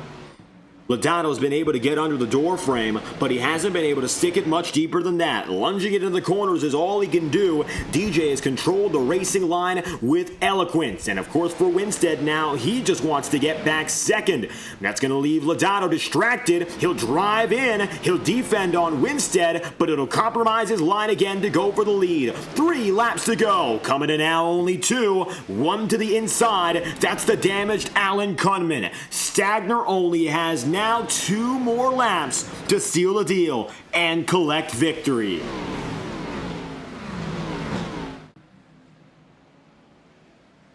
DJ Stagner has to watch out. Just behind him is still the only man who's got the speed to make it happen. The victory could be thrown from his grasp, and of course, it could be his teammate who does it. 1 lap to go, final laps out. We got one in the back that wrecks, but between these two, DJ Stagner and Lucas Lodato, it's all business. Lodato will only have one final chance through 3 and 4, but it looks like tonight, while the Swamp will win once again, it'll be the number 64 of DJ Stagner who comes away victorious. It's his second win of the season, and DJ is back in the top 5 in championship points. Between these two men in front, they've won 5 of 9 races, and the Swamp is alive and well. Textbook total team control.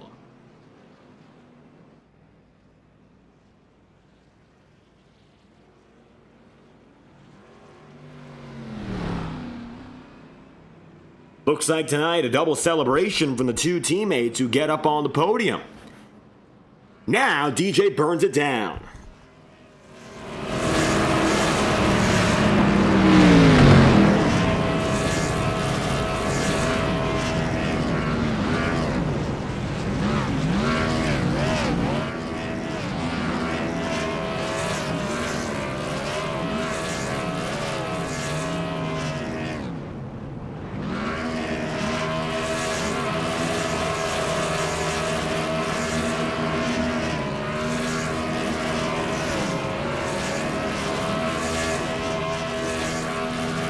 It's a teardown now for the Swamp, and they're making Nashville their home tonight.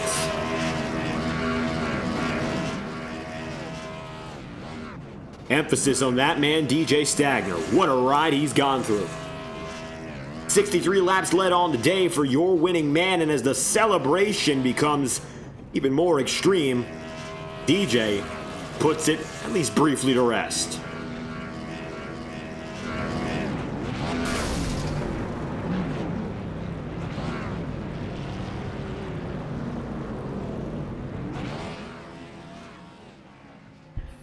Burning it down until the motor blows. DJ Stagner will get the job done, winning today in Nashville. Checkered flag is out, and your race results go as follows. DJ Stagner gets himself the race win. Lucas Lodato second. The teammates positions 1 and 2. Then you'll have third place. That'll be Chad Winstead with 4th spot on the day, going then to Scott Zellner. P5 is Tyler Hampton. 6th place goes Jimmy McKee. Matt Muir is 7th. Dawson Buchanan 8th. Scott Wheeler 9th, and Sebastian Miller round out the top 10. 11th place on the order will go Terry Brooks, and Matthew Rodriguez goes 12th, with Joshua Sim 13th, Colton Gardner P14, and Adam Bazzi 15th. Roberto Ramirez goes 16th place. 17th is 1 lap down as well, and Connor Holden. Those two drivers are competing directly for points. I think they're going to be dead even at the end of the night, still fighting for P2. Dylan Poteet, 18th. Alan Cummins, 19th. Sean Billman is in 20th. And then to end it all off, you're going to have Ty Smith, Dylan Wedgwood, and Corey Blevins. 24-car field. And tonight, the 64 Stagner is its winner. DJ has done it again, and tonight he dominated, that's for certain, leading more than half of all laps on the day and comfortably leading the last 50 plus in consecutive order. Once he took the lead, there was no way to stop him, and the podium tonight sees a 1st and 3rd run become 1st and 2nd, thanks to Lucas Lodato's quick thinking. DJ Stagner, we'll hear from him first. 2-time winner on the season and back to victory in a very different fashion from last. Big track, Pocono snuck back to the lead versus dominance at the short track in the fairgrounds. Yeah, it was a good race tonight. I'm happy to be talking to you again. It's been a while. I think Pocono was the last one. Had a few chances along the way. Bristol had a good chance. Last week was really a non-factor, but it's good to come here to a track that I really am not familiar with and just be able to. Honestly, it was strategy. I mean, I didn't have the best car. I just stayed out when everybody else pitted and was able to hold track position. Things got a little chaotic, but yeah, it feels good to put a whole race together for the first time in a while.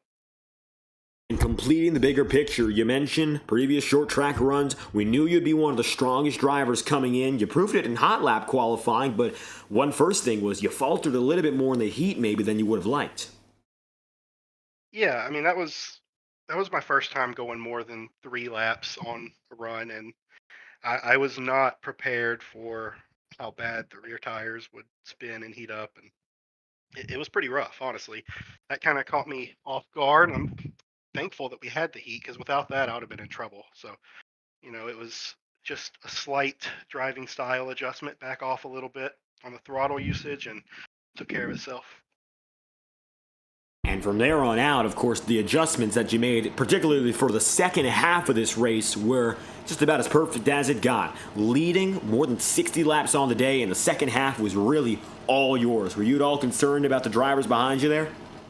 I was pretty concerned there when I saw Chad and Lucas coming up behind me on the tires. I mean, I thought that we had equalized, but there's always that creep of doubt. So luckily, by the time they got there, they had equalized, and we had enough caution laps to get them cold. So I think honestly, I think both of them were probably better than me today. I probably had a 4th to 6th place car. Just it worked out with strategy.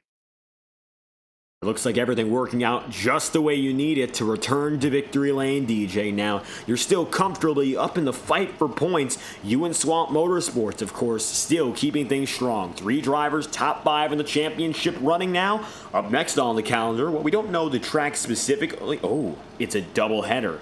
This is where it gets interesting. We've got ourselves 2 races back-to-back at the same circuit plotted. Going to be an interesting night, yeah.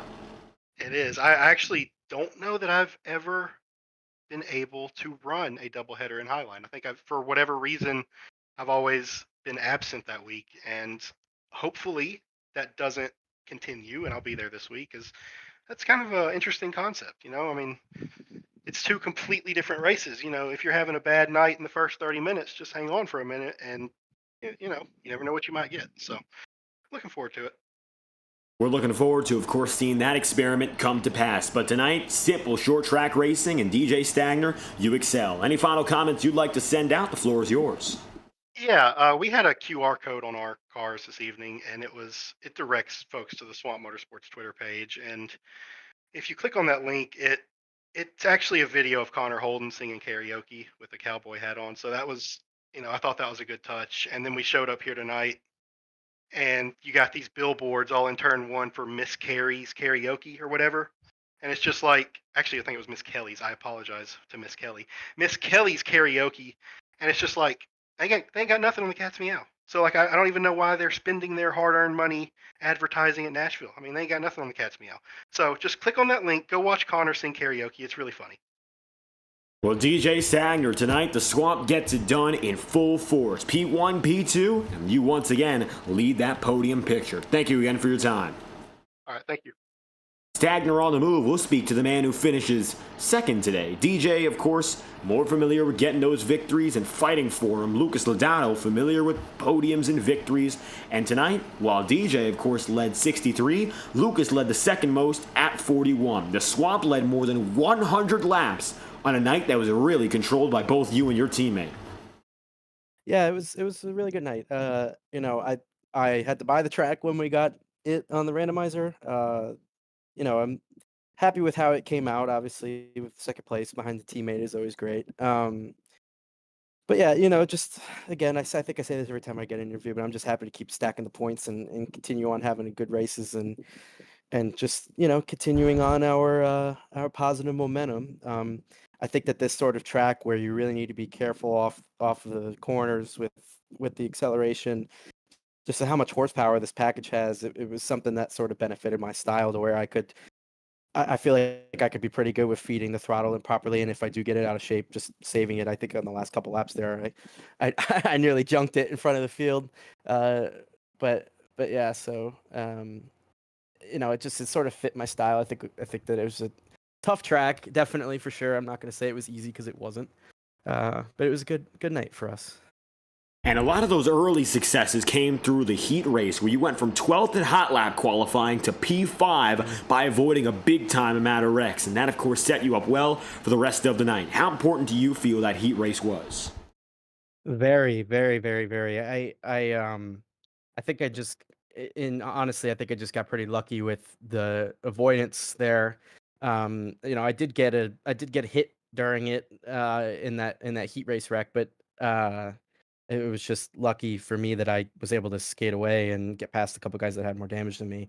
I think if I would have gotten like plowed or spun, I would have had a much different main race. So yeah, definitely played a big role in the success of the race today. And then just, having a good early portion of the main race really set me up for success moving on.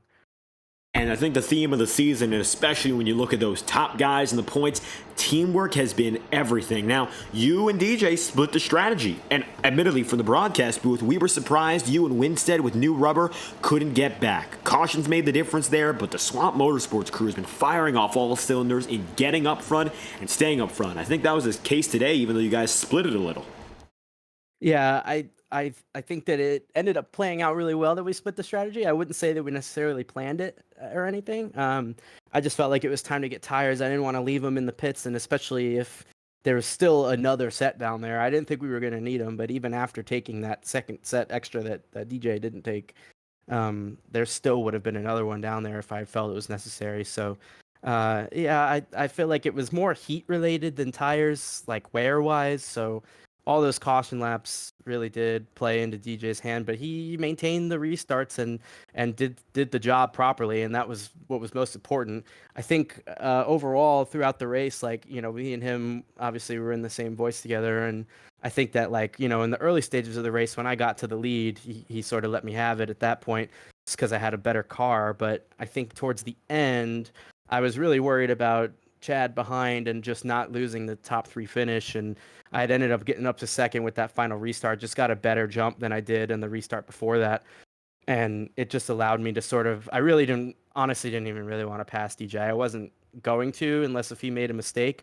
I was really just looking in my mirror and making sure I could keep the guys behind me. So, I think that I didn't really keep my tires underneath me as well as I could have to the end. And that maybe equalized DJ and I, as well as the cautions sort of goes through those heat cycles, and it sort of equalizes the playing field. But I'm not taking away from DJ at all. He did an amazing job tonight, just battling back and getting back up to the front. And I would say that our strategy, or my strategy of pitting for the tires, was definitely worth it in the end. I'm okay with finishing second to a teammate, so I have no problem with that. And a comfortable finish in that regard. Next week, you might be finishing twice in different places. We're going for our first doubleheader on the Premier Series calendar in several seasons. Been a long time coming. We don't know what to expect. I'm sure it's quite the surprise for the drivers as well. Yeah, I'm very much looking forward to it. Obviously, with the opportunity for there to be a road course race in that, we got a few options with road courses, and I mean, I'd say most of them are road course options, except for well, Nashville is gone and Monza is gone. So, except for the Indy Oval and Indy or IRP option, we are going to a road course, and so that makes me happy. I'm very excited for the doubleheader. I think it's a really cool wrinkle in our schedule, and I like it a lot. I've never got to run one before. I think that the only time that we've run it before was in the trucks, and I wasn't running trucks then. So yeah, I'm very excited for that. A good chance to see those road courses where you've been successful season after season. Nevertheless, great run tonight for the number 7 team, Lucas Lodato, 41 laps led on the night. Checkered flag for the team as well. Any final comments you'd like to send out? We'd love to hear it. Yeah, I just want to say a big shout out to all my Swamp teammates, everybody that has really welcomed me into the group and made me a part of the part of the circle there. I really appreciate it, and they really made me feel welcome, and I've enjoyed my time over in Swamp a lot, and I appreciate that. They actually wanted me there.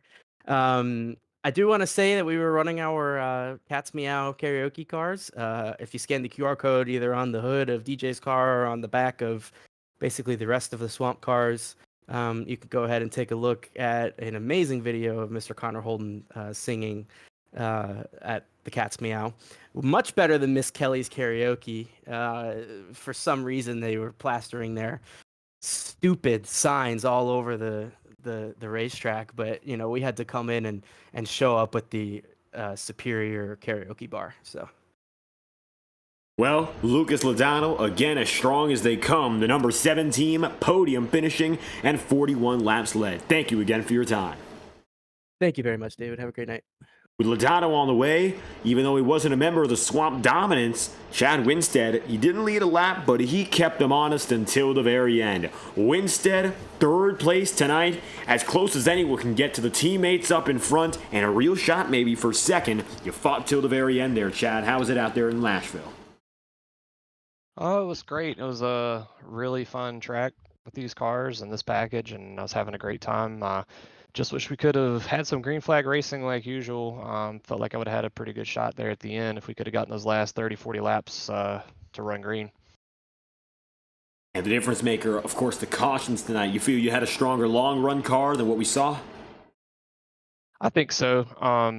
I was beginning to reel in DJ there when we were running just a few laps. So I felt confident, felt strong pretty much all night if we could have gone green. But it just wasn't meant to be. It's kind of the story of the season so far this year. So I'll take a podium place over what's kind of been happening. You know, it's like it's either finish on the podium or something absolutely insane happens with iRacing or incident count or whatever. I don't know. It's been a weird year, so I'll take a 3rd place tonight. And from the beginning to the end, you had consistent speed, qualified on the hot lap pace, 6th, got up to 3rd by the heat's conclusion, and you kept yourself up there for the most part in the top 5. Strategy was pretty constant out there. What'd you do to keep your pace up, though, with those 2 dominant teammates? It seemed like nobody else could hold a candle. Yeah, I mean, I felt pretty confident about my pace with Lucas being behind him. You know, so much I could see where I was gaining a little bit of speed, where he was gaining a little bit. So I felt good. I really thought that the tires would have made a little bit of a bigger difference, and I think they would have with the heat if we would have just gone green. But that's just props to DJ and his racecraft to be able to run that fast on old tires and keep it in front. Keep it underneath them. And Lucas and I are back there just giving it our all, spinning like about to spin out of 4 every lap. So props to those guys. They were fast all night. Like I said, I hope that in the future we can get some more green flag racing, some long runs. It's definitely more of my strong suit, and the short run speed just wasn't there in qualifying, even though it felt like in practice I was going to have a really good shot at the pole. But I've been historically bad at qualifying here, so it is what it is. Moving on to our next set of races on the same night, the doubleheader. We're getting a chance at what could be some green flag racing by default. Maybe a road course where we've seen you strong as well, and you're keeping yourself up in the fight in the upper points catalog. Coming into the day, of course, making those moves, staying up in the top 10 picture, maybe a chance to move even further up through it. Yeah, we'll see if I can get to consistent finishes or maybe a win. Feel like I always have a shot at the road courses if I can ever get around Lucas. But hopefully 2 races back to back will give me a little bit of a boost in the points. But it's definitely a long shot for this season, but maybe the year-long championship we'll have a shot at. Chad Winstead, 3rd place on the day and pulling through strong in the fight for a podium finish. Any final comments you'd like to send out? We'd love to hear it. Yeah, just shout out to the QCR crew. Awesome bunch of teammates. They're, always fun to be around and to race with. And Adam and I just went into tonight just saying that we were going to have fun, and that's what we did. We had a great time, and starting to take it a little less serious and loosen up a little bit for the rest of the season, and just have fun with it. And that's what we're going to do. And shout out to any friends and family that are watching, and you guys for putting on the broadcast. We really appreciate it. In a great rhythm to pull through with a great finish. 3rd place, Chad Winstead, thank you again for stopping by. Thank you, David. With Winstead on the move, you've heard now from your top 3 finishers, Chad Winstead and the dominant duo, Swamp Motorsports. I'll tell you what, they have been unstoppable. 2nd place, 41 laps led, Lucas Lodano. 1st place, 63 laps led, a total of 104 on the day for the 2 teammates. DJ Stagner, the winner end-all, be-all. It's DJ Stagner on top of the field for the second time this year. Next up on the catalog, that is going to be a doubleheader race, an exciting one expected at that. As the checkered flag falls to the Nashville Fairgrounds, we are looking forward to 2 races next Thursday night at the 9:30 slot and 3 races overall. Of course, that's the Highline Racing League. Same time, same place, live on FTN.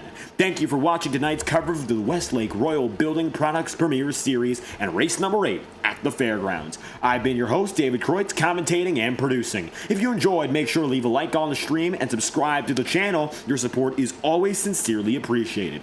Congratulations to DJ Stagner for coming away with the race victory. We hope you have a fantastic night.